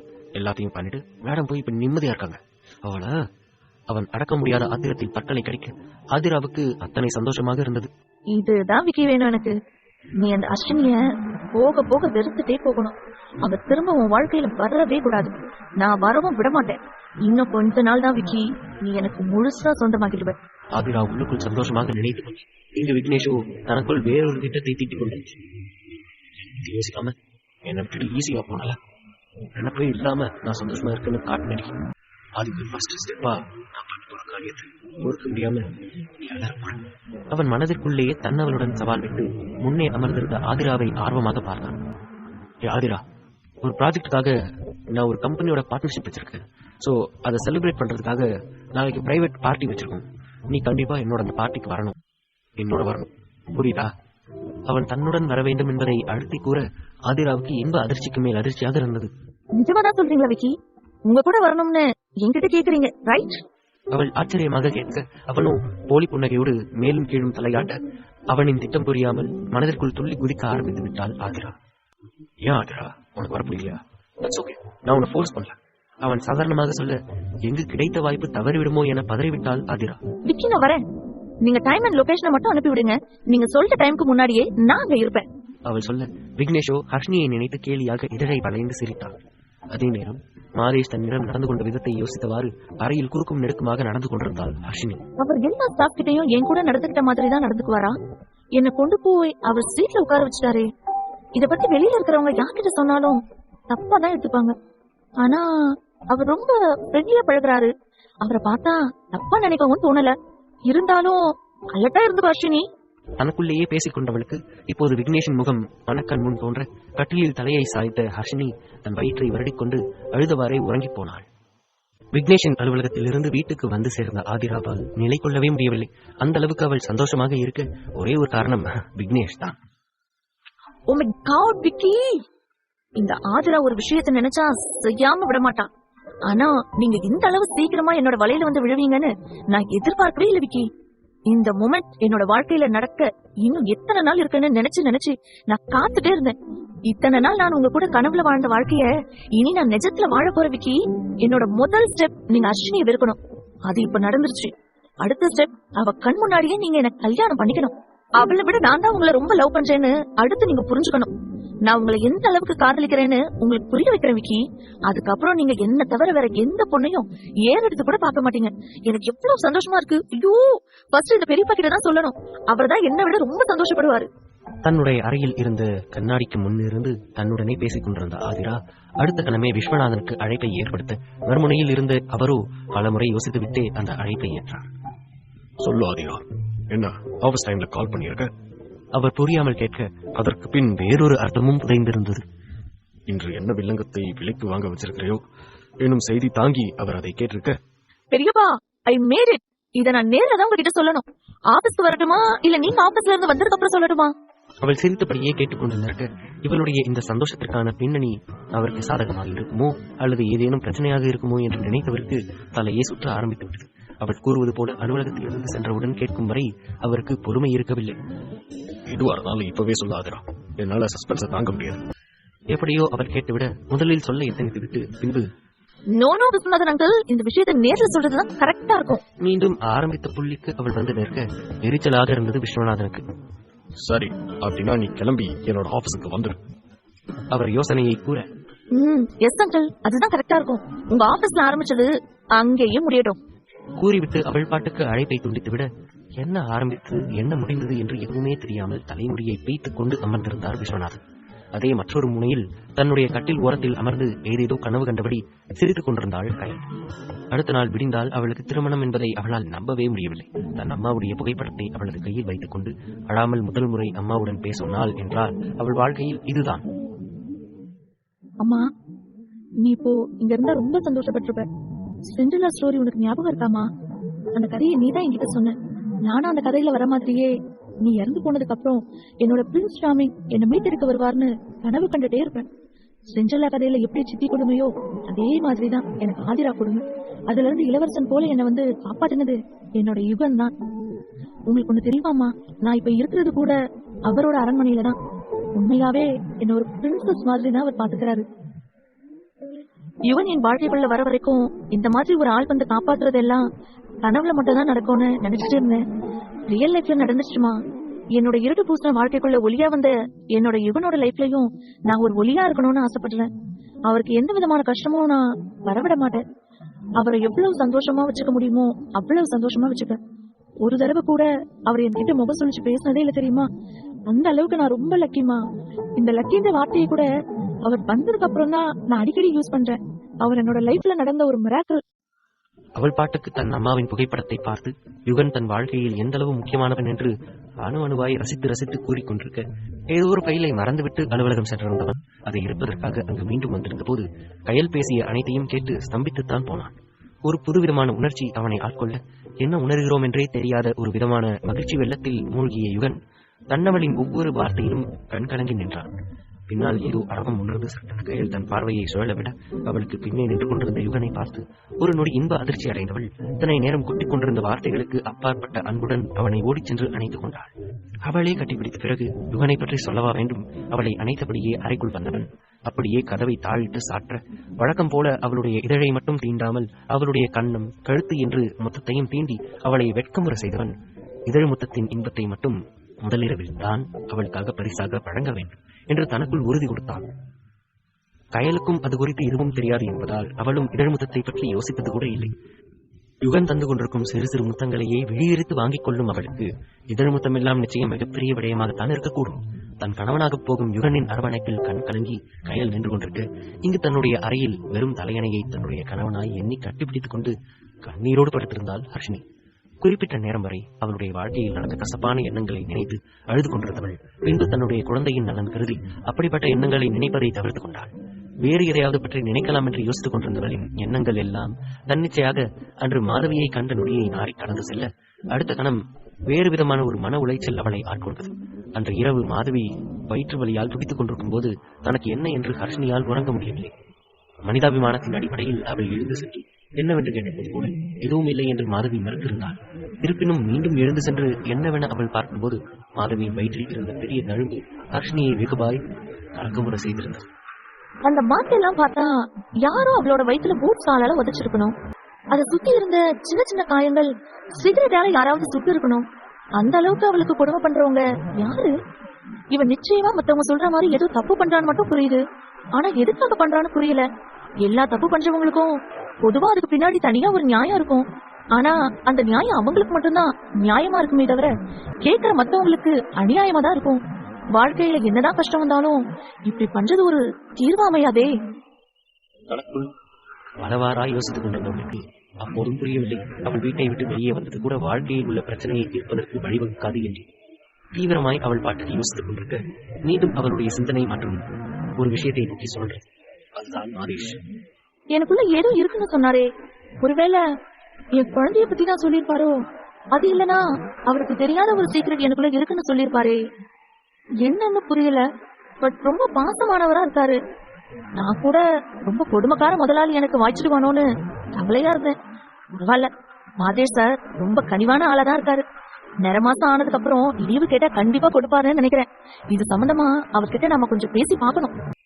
நொடிக்கு நொடி அலைப்பாய்ந்து கொண்டிருக்கும் அவளுடைய என்ன அலைகளை தடுக்க முடியாமல் அதன் போக்கில் அவள் சிந்தித்துக் கொண்டிருக்க அப்போதுதான் மாதேஷ் கூறிய இன்னொரு விடயம் அவளுக்கு ஞாபகம் வந்து அடித்து பிடித்துக் கொண்டு எழுந்து அமர்ந்தாள். தன்னுடைய அலுவலகத்தில் இருக்கும் அனைத்து வேலைகளையும் இழுத்து போட்டு ரிஷி செய்து கொண்டிருக்க திடீரென அவனுடைய அலுவலகத்தில் ஏதோ சலசலப்பு ஏற்படும் சத்தம் அவனுடைய அறை வரை கேட்டது. சமீர், வெளியே நடக்கும் விஷயம் என்னவென்று தெரியாமல் அதே நேரம் வெளியிலிருந்து கேட்டுக்கொண்டிருக்கும் சத்தம் என்னவென்று புரியாமல் அவன் தன்னுடைய பர்சனல் அசிஸ்டண்டை அழைக்க அவனும் அடித்து பிடித்து ஓடி வந்து ரிஷியின் முன்னால் நின்றான். சொல்லுங்க சார். மரியாதையோடு அவன் கேட்டு நிற்க, வெளியில என்ன இவ்வளவு சத்தமா இருக்கு? What's happening out there? I could not work because of that. அந்த சத்தத்தில் தனக்கு இருக்கும் வேலையின் கவனம் சிதறுவதால் அவன் இவ்வாறு கேட்டிருக்க, சார், நம்ம ஆபீஸ்ல ஒரு அதிசயம் நடக்குது. அதான் சார் எல்லாரும் பார்த்து அவங்களுக்குள்ள பேசிக்கிறாங்க. அது மட்டும் இல்லாம வந்திருக்கிற அந்த 6 அடி ஆப்பு வந்த முத நாளே எல்லாரோட மைண்டையும் டைவர்ட் பண்ணிட்டு இருக்கு. பரபரப்பாய் அவன் கூற புரியாமல் வெடித்தான் Rishi. What I talking about bloody hell? எதுவா இருந்தாலும் ஸ்ட்ரைட்டா சொல்ற முண்டமே. நானே ஏகப்பட்ட டென்ஷன்ல இருக்கேன். இதுல இவன் வேற பின்குறிப்பில் பேசிட்டு இருக்கான். ரிஷி அழுத்துக் கொள்ள வெளிப்படையாகவே தலையில் அடித்துக் கொண்டான் சமயம். சார், அதான் சொன்னேனே, 6 அடி ஆப்பு வந்து இதை விட கிளியரா அண்ட் டைரக்டா யாராலையும் எனக்கு தெரிஞ்சு சொல்லவே முடியாது. அவள் கூறிய அடுத்த நொடி ரிஷியின் விழிகள் பெரியதாக விரிந்து கொள்ள, ஆத்வி வந்திருக்கானா? அவன் அதிர்ச்சியில் நம்பாத பார்வை பார்த்தபடி கேட்க சமீருக்கே அவன் கேட்ட விதத்தில் லேசாய் சிரிப்பு வந்தது. ஆமா சார், உங்க அருமை தம்பி ஆத்விக் சாரே தான். இன்னைக்கு ஏதோ வினோதமான காலையிலேயே முடிப்பு தட்டி இருக்கும் போல. சோ போர் அடிக்குதுன்னு டைம் பாஸ் பண்ண தவிர இந்த பக்கம் வந்திருப்பாரு என்று சமீர் கூறி வாய்ப்பொத்தி சிரிக்க, நோனோ, அவன் அந்த மாதிரி இருக்க விடக்கூடாது. வந்ததோட வந்ததா அவனை பிடிச்சி அமுக்கு. ஸ்ட்ரிக்டா இங்கேயே அவனை கட்டி போட்டணும். இல்லனா அவன் அகைன் வேலைக்கு கிளப்ப எனக்கு தெம்பல. நான் இப்படியே வெறப்பா மூஞ்ச வச்சுட்டு இருக்கேன். நீ போயிட்டு அவனை பயமுறுத்தி அழைச்சிட்டு வா.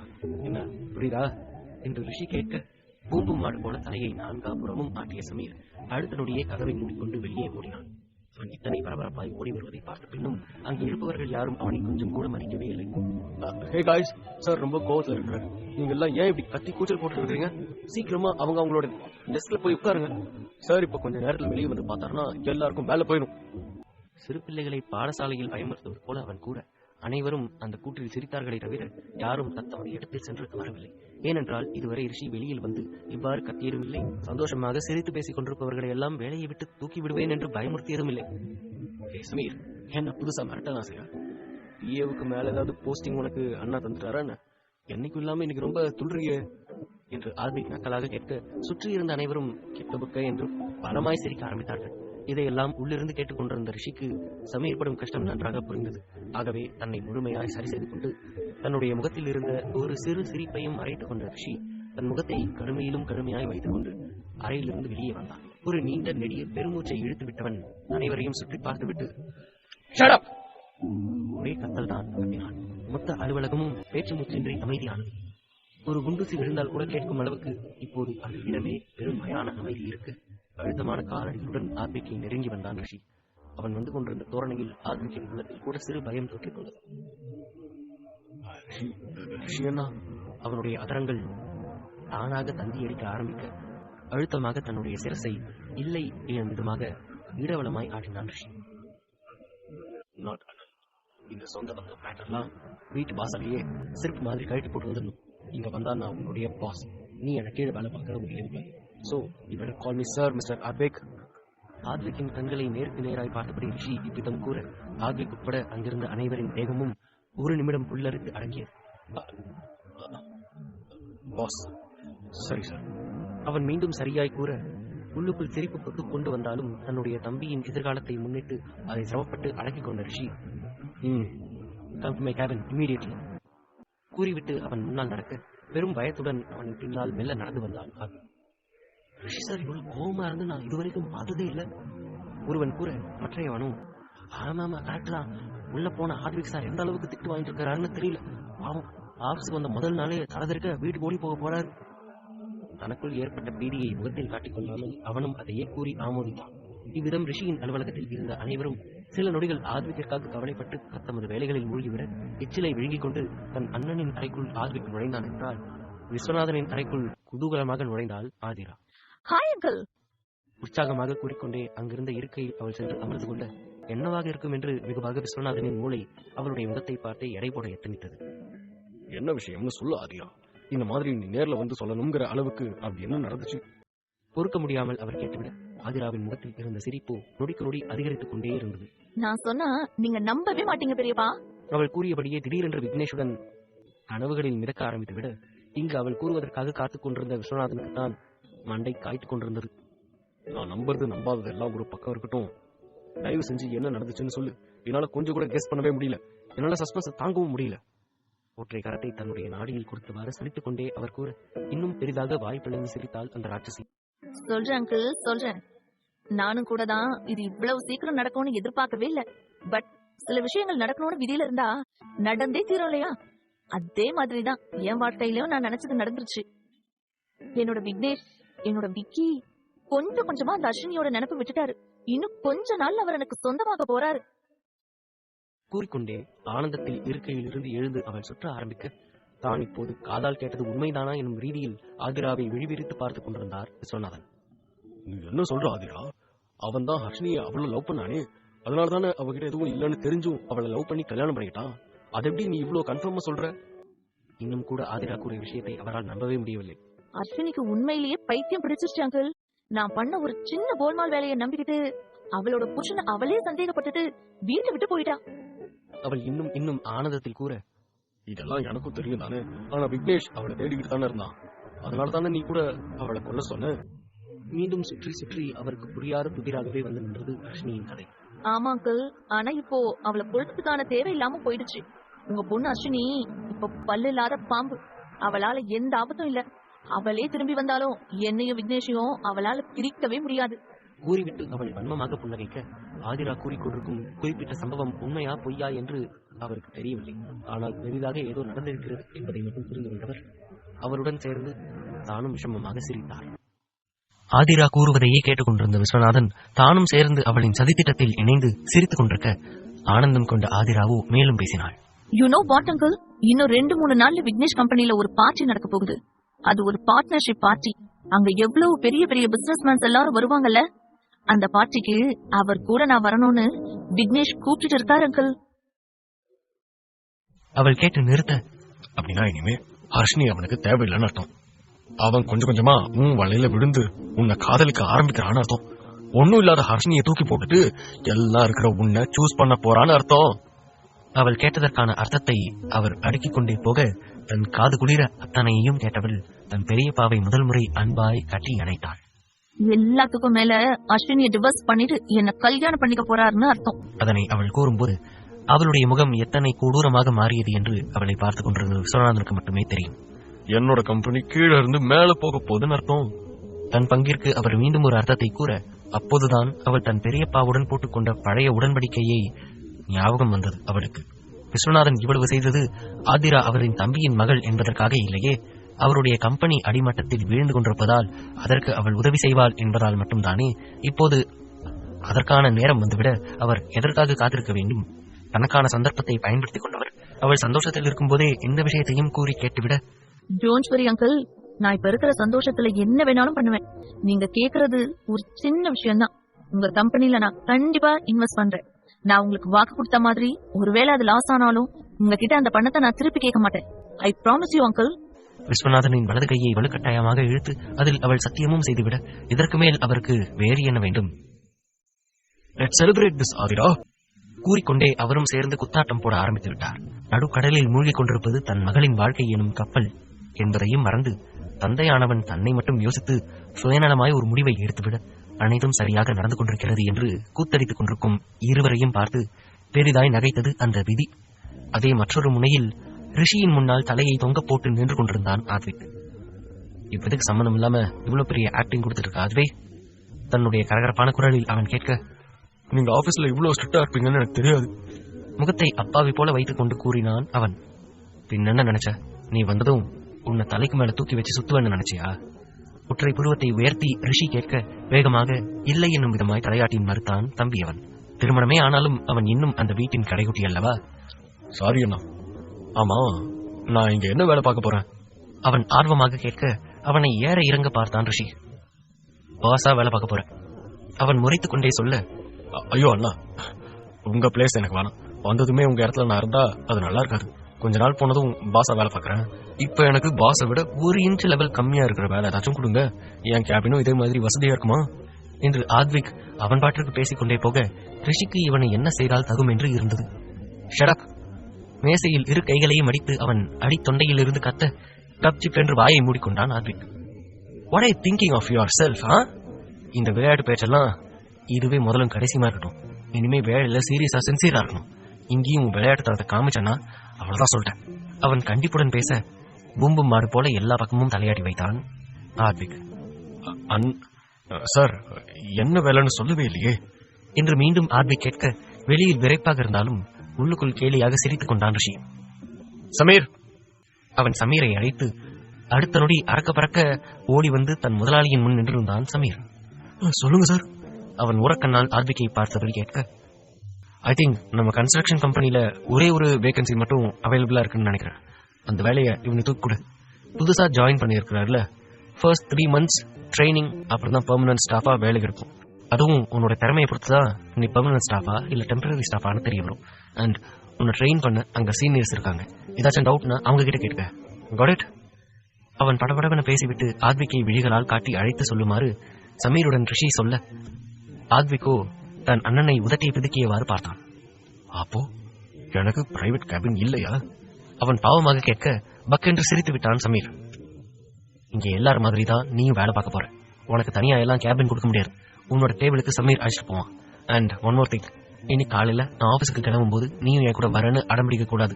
நான் உன்னோட பாஸ்க்கு முன்னாடி ஸ்டாஃப்ஸ் ஆபீஸுக்கு வந்துடணும்.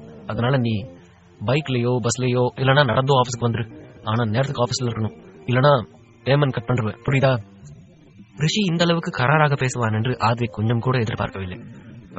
Okay sir. முகத்தை தொங்க போட்டுக் கொண்டு ஆத்விக் சமீர் பின்னால் பாவமாக சொல்ல, இத்தனை நேரம் கஷ்டப்பட்டு சிரிப்பை கட்டுப்படுத்திக் கொண்டிருந்த ரிஷிக்கு அதற்கு மேல் அடக்க முடியவில்லை. ஆத்விக் கிளம்பியதும் அந்த அறையே அதிர அவன் வாய்விட்டு சிரித்தான். வெளியில் தனக்கான இடத்தை நோக்கி சமீரோடு நடந்து கொண்டிருந்தான் ஆத்விக். ஆமா, உங்க பாஸ் என்ன காலையில அவர் வைஃப் கூட சண்டை போட்டு வந்திருக்கிறாரா? காலையிலேயே இப்படி சிடுசிடுன்னு இருக்கிறாரு. சபா, என்னால முடியல என்று ஆத்விக் விழிகளை சலிப்பாக உருட்ட சமீரோ அவனை பார்த்து வாயை புற்றி சிரித்துக் கொண்டிருந்தான். என்ன மிஸ்டர் சமீர், நக்கலா? ஆத்விக் ஒற்றை புருவத்தை உயர்த்தி கேட்க இப்போது சிரிப்பை நிறுத்திக் கொண்டான் அவன். சாரி மிஸ்டர் ஆத்விக், ஒரு பாஸா அவர் சரியாதான் நடந்துக்கிறாரு. ஆனா நீங்க பயப்படாதீங்க, போக போக எல்லாம் சரியாரும் என்று சமீர் சொல்ல சமீரை விழிகள் மின்ன பார்த்தான் ஆத்விக். சரியாயிரும்னா எனக்கு பிரைவேட் கேபின் கிடைச்சிருமா என்று ஆத்விக் ஆர்வமாக கேட்க முட்டிக்கொண்டு வந்த சிரிப்பை கட்டுப்படுத்த முடியாமல் பக்கென்று சிரித்து விட்டான் சமீர். அதெல்லாம் கிடையாது, சரியாயிரும்னா போக போக பழகிடும் அர்த்தம் என்று சமீர் சொல்ல அவனை தீ பார்வை பார்த்தான் ஆத்விக். இங்கு ஹர்ஷினியோ காலையிலேயே பதறி அடித்துக் கொண்டு எழுந்தமர்ந்தாள். இன்று மாலை பார்ட்டி நடக்கவிருக்க அதற்கு முன் இவள் தயார்படுத்தி சமர்ப்பிக்க வேண்டிய ஒரு ப்ராஜெக்ட் இருக்க அதற்காகத்தான் இந்த பதட்டமே. வேக வேகமாக தயாராகி ஹர்ஷினி ஆபீஸ்க்கு ஓட கட்டிலின் மேலிருந்த தன் பிரெக்னன்சி ரிப்போர்ட்டை சுத்தமாக மறந்து போயிருந்தாள் அவள். அப்போதுதான் வேலைக்கு செல்வதற்காக குளித்து முடித்து தயாராகி கொண்டிருந்த மாதவியின் விழிகளுக்கு சரியாக அந்த ரிப்போர்ட் கண்ணில் சிக்கியது. முதலில் அதை எடுத்து பார்க்க தயங்கியவள் பின் ஒருவித சுவாரஸ்யத்தோடு அதை எடுத்து பார்க்க ஆரம்பிக்க அடுத்த நொடி அவளுடைய விழிகள் இரண்டும் தான் அறிந்து கொண்ட செய்தியை பார்த்து தெரித்துவிடும் அளவிற்கு விரிந்தன. தன்னை பற்றிய ரகசியத்தை மாதவி அறிந்துவிட்டாள் என்பது தெரியாத ஹர்ஷினி ஆபீஸுக்குள் நுழைந்து பதறியபடி தன் வேலையை தொடங்க, இந்த புறம் ஆதிராவோ மாலை விழாவிற்காக இப்போதிலிருந்தே தயாராகி கொண்டிருந்தாள். ஆதிரா, நீ ரொம்ப ரொம்ப லக்கி. அந்த விக்னேஷ் உன் வலைக்குள்ள விழுவார்னு நீ எதிர்பார்த்திருக்கவே மாட்டல்ல. இன்னைக்கு நான் ரொம்ப அழகா ரெடி ஆகணும். அந்த விக்னேஷ் என்ன பார்த்ததுமே மயங்கி போயிடணும். என்ன மட்டும் அவனை காதலிக்க வச்சா போதும். அதுக்கப்புறம் என்கிட்ட இருந்து விக்னேஷை யாராலையும் பிரிக்க முடியாது. உள்ளுக்குள் நினைத்து சந்தோஷப்பட்டுக் கொண்டாள். இன்று நடக்கவிருக்கும் பார்ட்டிக்காகவே இவளின் விருப்பத்திற்கு ஏற்ப வடிவமைக்கப்பட்ட ஆடையை விழிகள் மின்ன வருடிக் கொண்டிருந்தாள். உடலில் மறைக்க வேண்டிய பாகங்கள் மொத்தத்தையும் அப்பட்டமாக காட்டக்கூடியவாறு அந்த ஆடை இருக்க, விக்னேஷோ வீட்டில் தனது அறையில் தன்னவளை பற்றி யோசித்தவாறு குறுக்கும் நெடுக்குமாக நடந்து கொண்டிருந்தான். இன்னைக்கு இருக்குடி உனக்கு, என்ன ஈஸியா தூக்கி போட்டுட்டு போனல, உனக்கு பிடிக்காத அந்த ஆதிரா கூட நெருக்கமா பழகி உன்னை கதறவிட போறேன் பாரு. என்ன ரொம்ப அழ வச்சுட்ட ஹர்ஷினி, இப்போ உன்னோட தான். மனதிற்குள் தன்னவரோடு பேசியவன் ஹர்ஷினியை வெறுப்பேற்றுவதற்காக ஆதிராவை பயன்படுத்தி பல திட்டங்களை தீட்ட, சரியாக அவனுடைய அறை கதவு தட்டப்பட்டது. விக்கி, யுகன்னு ஒரு பையன் வந்திருக்கான். உனக்கு தெரிஞ்ச பையனா? சீக்கிரம் வா. தாரணி வந்து அழைத்து விட்டு செல்ல, யுகனின் பெயரை கேட்டதுமே வேகமாக அறையிலிருந்து வெளியே வந்தான் விக்னேஷ். ஹாய் சார், எப்படி இருக்கீங்க என்று யுகன் விக்னேஷை விசாரிக்க, ஃபைன் யுகன், என்ன இந்த பக்கம் புது கம்பெனி எல்லாம் எப்படி போகுது? அவனும் பதிலுக்காக கேட்க புன்னகையோடு பதில் சொன்னான் யுகன். சரியாக மாறனும் யுகன் வந்த விடயம் அறிந்து வேகமாக வந்தான். யுகா, எப்படி இருக்க? என்னது சர்ப்ரைஸ் விசிட்? ஃபேஸ் வேற பளபளன்னு இருக்கு. என்ன matter? Any good news? Maran தன் கேள்விகள் அடுக்கிக் கொண்டே போக, அவர் பதில் சொல்றதுக்கு கேப் கூட மாறா. நீ பேசுறத கேட்டு எனக்கே மூச்சு முட்டுது. சபா என்று விக்னேஷ் பெருமூச்சு விட்டுக் கொள்ள, விக்னேஷ் மாறனை கலாய்த்ததில் யுகனோ சிரித்து விட்டான். குட் நியூஸ் தான் சார். ரிஷி சார் இல்லையா? அண்ட் ஆத்விக் கூட இல்லையா? அவன் சுற்றி முற்றி ரிஷியையும் ஆத்விக்கையும் தேடியவாறு கேட்க, இல்லை என்னும் விதமாக தலையாட்டினான் மாறன். ரிஷி ஆபீஸ் லீவுடா, ஆத்விக்கம் தான். என்ன விஷயம்னு சொல்லு, நான் அவன் வந்து சொல்லிக்கிறேன் என்று மாறன் சொல்ல, யுகனோ தான் கொண்டு வந்த பையிலிருந்து 4 இன்விடேஷன் கார்டை எடுத்து மாறனிடமும் விக்னேஷிடமும் நீட்டினான். எனக்கு இன்னும் 2 daysல என் சிண்ட்ரலா கூட கல்யாணம் சார். கல்யாணம் ரொம்ப சிம்பிளா அம்மாவோட ஊர்ல இருக்கிற எங்க குலதெய்வம் கோயில்ல தான் நடக்குது. ரிசப்ஷன் தான் எல்லாரையும் கூப்பிட்டு கிராண்டா பண்றோம். கண்டிப்பா வந்துருங்க. ரிஷி சார் கிட்டையும் ஆத்விக்கிட்டையும் சொல்லிருங்க, கண்டிப்பா எல்லாரும் உங்க வைஃபை கூட்டிட்டு ரிசப்ஷனுக்கு வரணும். அவன் எல்லோரையும் வரவேற்க விக்னேஷின் முகமோ சட்டென மாறியது. அதை உணர்ந்த மாறன் உடனே பேச்சை மாற்றினான். அப்புறம் பார்ட்னர் சித்தார்த்திற்கு தெரியுமா இது என்று அவன் கேட்க, அவனுக்கு சொல்லாம எப்படி sir? he is one of my best friends. கண்டிப்பா அவனுக்கு சொல்லணும். ஆபீஸ்ல வச்சு கொடுக்கறது நல்லா இருக்காது. அதனாலதான் வீட்டுக்கே போய் சொல்லலாம்னு நினைச்சேன். அவன் பேசிக் கொண்டிருக்கும் போதே மகத்தை காஃபி கொண்டு வர, யுகா, ஃபர்ஸ்ட் அண்ட் லாஸ்டா சொல்றேன், இன்னும் நேரம் இருக்கு, அப்படியே தப்பிச்சிரு. இந்த அதல பாதாளத்துக்குள்ள விழுந்த அப்புறம் எழுந்துக்கவே முடியாது சொல்லிட்டேன். தன் மனைவியை வேண்டுமென்று சீண்டுவதற்காக மாறன் கேலியாக சொல்ல, மகத்தையோ அவனை முறைத்துவிட்டு வலிக்காதது போல் அவனுக்கு அடித்து விட்டு செல்ல, யுகனுக்கு மணக்கண் முன் கயலின் முகம்தான் வந்து சென்றது. அந்த நினைவில் அவன் மெல்லிய புன்னகை புரிய விக்னேஷின் முகமோ இறுகி போயிருந்தது. இது எதேச்சையாக திரும்பிய யுகனின் விழிகளுக்கு சிக்க, அன்று ஆதிராவுடன் இவன் நெருக்கமாக நின்று கொண்டிருந்தது அவனுக்கு ஞாபகம் வந்தது. விக்னேஷோ தரையை வெறித்தவாறு அமர்ந்திருக்க, யுகனோ அவனை பார்த்துவிட்டு சட்டென திரும்பி மாறனை தான் பார்த்தான். அவனோ விழிகளாலேயே எதுவும் கேட்டுவிடாதே என்பது போல் எச்சரிக்கை செய்ய, அதை புரிந்து கொண்டவன் எதுவும் கேட்காது எல்லோரிடமும் சொல்லிவிட்டு அங்கிருந்து வெளியேற, விக்னேஷும் அதே இறுகிய முகத்தோடு தனது அறைக்கு சென்று கதவழைத்துக் கொண்டான். இங்கு ஹர்ஷினியோ ஆபீஸில் வேக வேகமாக மாதேஷ் சொன்ன பிரசன்டேஷனை தயார்படுத்திக் கொண்டிருக்க, திடீரென அவளின் மேசையில் இருந்த தொலைபேசி அலறியது. Hello Harshini, immediately come to my cabin. ஒரு ஹெலோ கூட சொல்லாது அழைப்பை ஏற்றதுமே மாதேஷ் இவ்வாறு சொல்ல, மலங்க மலங்க விழித்தவள் பின் வேலையை ஓரந்தள்ளிவிட்டு மாதேஷின் அறையை நோக்கிச் சென்றாள். கதவை தட்டிவிட்டு அவள் உள்ளே நுழைய, கணினியில் எதையோ தட்டச்சு செய்து கொண்டிருந்தவன் விழிகளை மட்டும் உயர்த்தி அவளை பார்த்துவிட்டு தன் முன் இருந்த இருக்கையில் வந்து அமரும்படி விழிகளாலேயே சொன்னான். அவளும் சென்று அமர்ந்து அவனை கேள்வியாக பார்க்க, தன் வேலையை ஒதுக்கிவிட்டு அவளின் கேள்வி தாங்கிய விழிகளை சிறிது நேரம் ரசித்து பார்த்தவன் பின் ஒரு பார்சலை அவளின் முன்னே வைத்தான். அவள் புரியாமல் கேட்க, ஓபன் பண்ணி பாரு ஹர்ஷி. அவன் சிரித்துக் கொண்டே சொல்ல, அந்த பார்சலை பிரித்து பார்த்த அவளின் விழிகள் இரண்டும் ஆச்சரியத்தில் விரிந்தன. அதில் இருந்த அழகான ஷிஃபான் சேலையை பார்த்தவளுக்கு ஏனோ மனதில் திக்கென்று இருக்க, அதிர்ந்த குரலில் அவனை அழைத்தாள். ஏன் ஹர்ஷினி, பிடிக்கலையா? அவன் அவளின் அதிர்ச்சிக்கான அர்த்தம் புரியாது இவ்வாறு கேட்க, ஹர்ஷினிக்குத்தான் ஐயோ என்று இருந்தது. சார், என்ன இதெல்லாம்? நானும் எல்லார் மாதிரியும் இங்க ஒரு சாதாரண ஸ்டாஃப் தான். நீங்க இப்படி வாங்கி தந்திருக்கிறது யாருக்காவது தெரிஞ்சதுன்னா கண்டிப்பா நம்ம 2 பேரையும் சேர்த்து வச்சு தப்பா பேசுவாங்க. உங்களுக்கு புரியலையா சார்? அவள் பயந்து போய் சொல்ல, பேசட்டும் அசால்ட்டாக சொன்னான் அவன். அதை கேட்டவளுக்கு மேலும் திகைப்பாக இருந்தது. அவள் விழிகளை விரித்து அவனை நோக்க மாதேஷோ மெல்ல பேச்சை மாறினான். ஐ மீன், மத்தவங்க என்ன நினைச்சா உனக்கு என்ன? நீ ஏன் கவலைப்படுற ரஷ்னி? எல்லாரும் 1000 கதை பேசதான் செய்வாங்க. அது நம்ம கண்டுக்காம போயிட்டே இருக்கணும். இப்ப கூட நான் ஏன் உனக்கு இதை வாங்கி கொடுத்தானா, நீ ரொம்ப கஷ்டத்துல இருக்கேன்னு சொன்னேன். இன்னைக்கு நடக்க போறது ஒரு கம்பெனி பார்ட்டி. சோ வரவங்க எல்லாரும் ரிச்சா ட்ரெஸ் பண்ணிட்டு இருப்பாங்க. அந்த இடத்துல நீ சாதாரணமா இருந்தா நல்லா இருக்காது. சொல்றது புரியும்னு நினைக்கிறேன். ஒரு பாஸா, ஒரு ஃப்ரெண்டா தான் நான் உனக்கு இதை வாங்கி கொடுத்திருக்கிறேன் ஹர்ஷினி. இதுக்கப்புறம் உன்னோட இஷ்டம். மாதேஷ் அவள் மேல் இருக்கும் தன் காதலை மறைத்து தற்போது நிலைமையை சமாளிக்க பார்க்க ஹர்ஷினியோ இருவேறு விதமான மனநிலையில் தத்தளிக்க ஆரம்பித்தாள். அவன் வாங்கி கொடுத்ததை மறுக்கச் சொல்லி மனம் சொல்ல, அவன் இந்த அளவுக்கு பேசிய பிறகு அதை மறுத்தால் அவனின் நட்பைத்தான் தட்டி கழிப்பது போல் ஆகிவிடும் என்று மூளை எச்சரித்தது. நான் எடுத்துக்கிறேன் சார், பட் ஒன் கண்டிஷன். என்கிட்ட காசு இருந்தா நான் இப்பவே இதுக்கான காசு கொடுத்துருவேன். ஒவ்வொரு மாசமும் என்னோட சம்பளத்துல இதுக்கான பணத்தை கொஞ்சம் கொஞ்சமா கழிச்சுக்கோங்க. அவள் தன் முடிவை சொல்ல மாதேஷுக்கு அவள் வாங்கி கொடுப்பதை எடுப்பதே போதுமாக இருந்தது. சந்தோஷத்தோடு அவன் சம்மதம் என தலையாட்ட அவளும் மெல்லிய புன்னகையோடு அவன் கொடுத்த சேலையை வாங்கிக் கொண்டாள். அன்று மாலை விக்னேஷ் பார்ட்டி நடக்கும் இடத்தில் இருந்து சற்று தள்ளி தன் காரை நிறுத்தி ஆதிராவுக்காக காத்திருக்க சரியாக அவன் பக்கத்தில் வந்து நின்றது ஆதிராவின் கார். அடர் நீல நிற கோட் சூட்டில் ட்ரிம் செய்யப்பட்ட மீசை தாடியுடன் ஆண் அழகனாக காரில் ஒற்றை காலை மடக்கி சாய்த்து நின்றிருந்தவனை காருக்குள் வைத்தே பார்த்த ஆதிராவுக்கு உணர்ச்சிகள் பெருக்கெடுத்தது. அவனை இன்றே தனக்கு சொந்தமாக்கிவிட வேண்டும் என்று அவளுடைய உணர்வுகள் பேயாட்டம் போட்டன. எவ்வளவு அழகா இருக்க. இவனை மாதிரி ஒருத்தனை விட்டுட்டு போறதுக்கு அந்த அர்ஷனுக்கு எப்படி மனசு வந்துச்சு? சரியான முட்டாள் அவ. எனிவே அவ எனக்கு ஹெல்ப் தான் பண்ணிருக்கா. தேங்க்யூ சோ மச் அக்கா. நீ உன் குழந்தையோட இந்த பக்கம் வந்துடாத. மனதிற்குள் நினைத்துக் கொண்டு அவள் காரிலிருந்து இறங்கிய ஆதிராவை ஏற இறங்க பார்த்த விக்னேஷின் முகமோ அஷ்டகோணலாக மாறியது. ஜி, என்ன ட்ரெஸ் இது? உள்ள போட்டிருக்கிற எல்லாமே வெளியில அப்பட்டமா தெரியுதே. பார்க்கவே கன்றாவியா இருக்கு. இப்ப இவ கூட தான் நான் போகணுமா? ஐயோ கடவுளே! மனதிற்குள் புலம்பி தள்ளியவாறு அவளோடு சேர்ந்து செல்வதற்கே அருவருப்பாக நினைத்த விக்னேஷ் அப்படியே சிலை போல் நின்றிருக்க, பார்ட்டி நடக்கும் ஹாலுக்கு ஆட்டோவில் வந்திறங்கிய ஹர்ஷினியை பார்த்தவளுக்கு வானுலக தேவதையோ என்றுதான் நினைக்க தோன்றியது. ஹர்ஷினியை வெறுப்பேற்றவும் இப்படி ஒருத்தனை இழந்துவிட்டோம் என்று அவள் என்ன வேண்டும் என்பதற்காகவுமே பார்த்து பார்த்து தயாராகி வந்திருந்தான் விக்னேஷ். இருப்பினும் அவனுடைய பகட்டான தோற்றத்தை நாசம் செய்வதற்காகவே கேவலமான ஆடையுடன் அவ்விடத்திற்கு வந்து சேர்ந்தாள் ஆதிரா. அவளுடன் உள்ளே செல்வது தனக்கு மானக்கேடான விடயம் என்று கருதிய விக்னேஷ் அப்படியே அதிர்ந்த சிலை போல நின்று கொண்டிருக்க, என்ன விக்கி, என்னாச்சு? என்ன பார்த்ததும் அப்படியே நின்னுட்டீங்க? விழிகளை தாழ்த்துவதும் பின்னர் அவனை பார்ப்பதுமாக மாறி மாறி அவள் செய்து கொண்டிருக்க, உள்ளுக்குள் விக்னேஷை மயக்குவதாய் ஒரு எண்ணம் அவளுக்கு. இப்ப ஏன் கண்ணு இப்படி போட்டு உருட்டுது மூதேவி? கண்ணுக்குள்ள ஏதாவது விழுந்து தொலைச்சிருச்சா? நடு ரோட்டில் வச்சு கண்ணுக்குள்ள ஊத சொல்லி சீன் போடுவாளோ?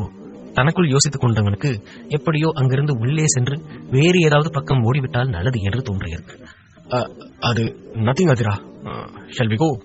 அந்த பார்ட்டி நடக்கும் ஹாலுக்கு தன் கையால் வழிகாட்டி அவன் கேட்க, ஐ நோ எவ்ரிதிங் விக்னேஷ். நீங்க உங்க வாயை திறந்து சில விஷயங்களை சொல்லலனாலும் I can understand your mind voice. என்ன இந்த ட்ரெஸ்ல பார்த்ததும் நீங்க சொக்கி போயிட்டீங்க. ஆம் ஐ ரைட் விக்கி மாமா? என் அழகுல மயங்கிட்டீங்க தானே? நீங்க வாயால சொல்லலன்னா இட்ஸ் ஓகே. எனக்கே இந்த புகழ்ச்சி எல்லாம் பிடிக்காது. நம்ம என்ன மாதிரி இருக்கோம்னு உங்களுக்கு தெரியாதா என்ன?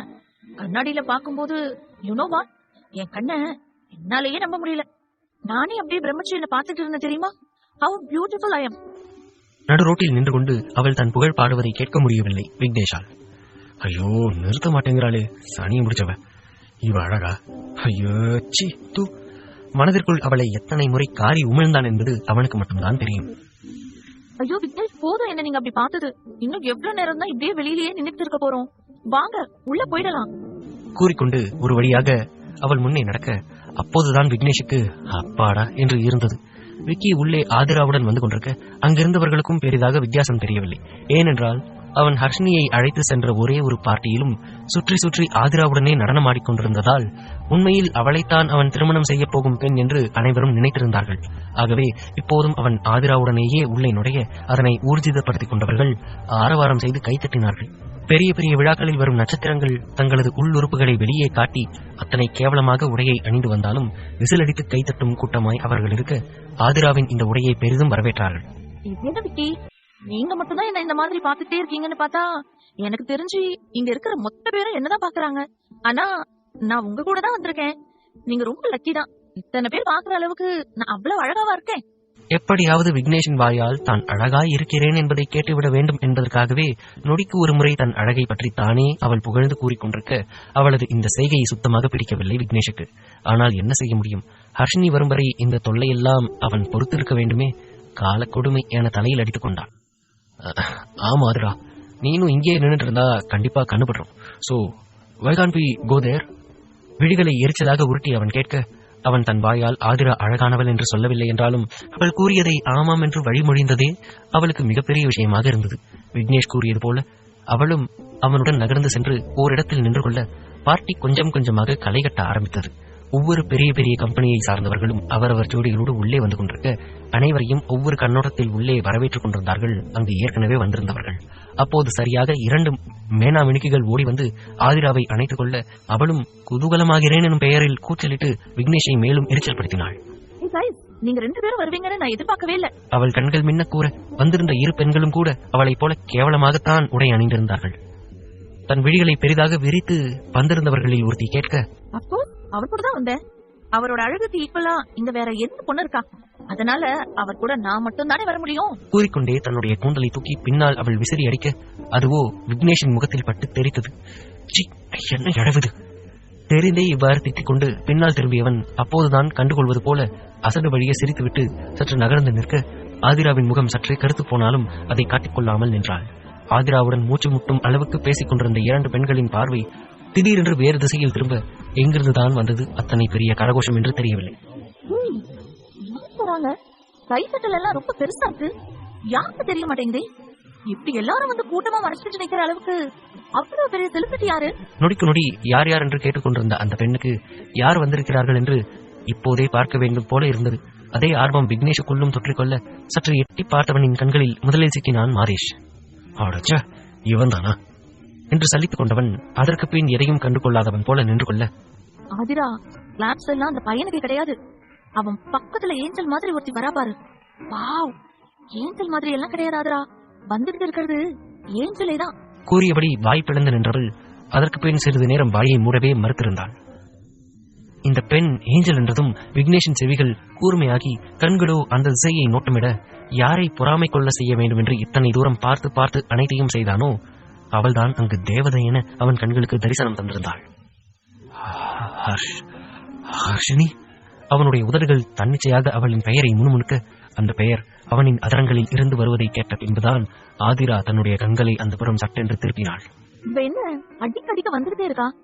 இப்பதானே பிரெக்னண்டா இருந்து புருஷனை விட்டுட்டு ஓடி போனா, அதுக்குள்ள இன்னொருத்தனை செட் பண்ணிட்டாளா? என்னோட அக்கான்னு நிரூபிச்சுட்டா. ஸ்டில் என்னை விட ஃபாஸ்டா தான் இருக்கா. இருந்தாலும் விக்கியை விட்டுட்டு போற அளவுக்கு இந்த கிழக்கங்கிட்ட அப்படி ஒண்ணும் பெருசா இல்லையே. மனதிற்குள் எண்ணிக்கொண்டே விக்னேஷையும் மாதேஷையும் மாறி மாறி பார்த்த ஆதிராவிற்கு என்னவோ தன் கூற்று பொய் என்று தோன்றவில்லை. எப்படியோ இந்த சனியை எவன் கூடயாச்சும் தொலைஞ்சு போயிட்டா எனக்கு நிம்மதிதான். இனிமே விக்னேஷ்க்கும் எனக்கும் நடுவுல எவ்வளவு வரப்போறது இல்ல. சந்தோஷமாய் எண்ணி சிரித்தவளை கண்டு எள்ளி நகையாடியது அவளுடைய மனசாட்சி. நீதான் இந்த மாதிரி சொல்லிட்டு இருக்க ஆதிரா, கொஞ்சம் அக்கட சூடு. விக்னேஷ விட்டா அவ பக்கத்துல ஓடி போயிட்டு நீ இல்லாம என்னால இருக்க முடியாதுன்னு சொல்லி திரும்பியும் சேர்ந்துருவான் போல. இப்படி அவளை திங்கிற மாதிரி பாத்துட்டு இருக்கான் பாரு என்று கூற அதை ஆமோதிக்கும் விதமாய் இருந்த விக்னேஷின் தோரணை கண்ட ஆதிராவின் வயிறு பற்றிக்கொண்டு எரிய தான் அவன் முன்னால் வந்து நின்றபோது அவன் பார்த்த அற்ப பார்வை இப்போது அவளின் மனக்கண் முன்னால் ஒரு நொடி வந்து போனது. அவன் உண்மையில் தன்னை பிரமித்து பார்க்கவில்லை என்பதை இப்போது அவள் புரிந்து கொள்ள ஹர்ஷினியை அவன் பார்க்கும் பார்வையில் முகம் சிரித்து போனால் வில்லங்கம் பிடித்தவள். அதே நேரம் யாரோ தன்னை உள்ளே வந்ததிலிருந்து பார்த்துக் கொண்டே இருப்பதாய் ஹர்ஷினிக்குள் ஒரு உணர்வு தோன்றி மறைய தன் பார்வை வட்டத்தை அந்த இடத்தை நோக்கி சுழல விட்டவளின் விழிகள் ஓரிடத்தில் அப்படியே அசையாமல் ஒட்டிக்கொண்டு நின்றன. அவளுடைய அதரங்களும் தனக்குள் முணுமுணுக்க அது அப்பட்டமாய் விக்னேஷுக்கும் புரியத்தான் செய்தது. இருவரின் விழிகளும் ஒரே நேர்கோட்டில் சந்தித்துக் கொள்ள காதலின் விடைக்கான காத்திருப்பார்களா அல்லது காதலே வேண்டாம் என கூறி நகர்வார்களா?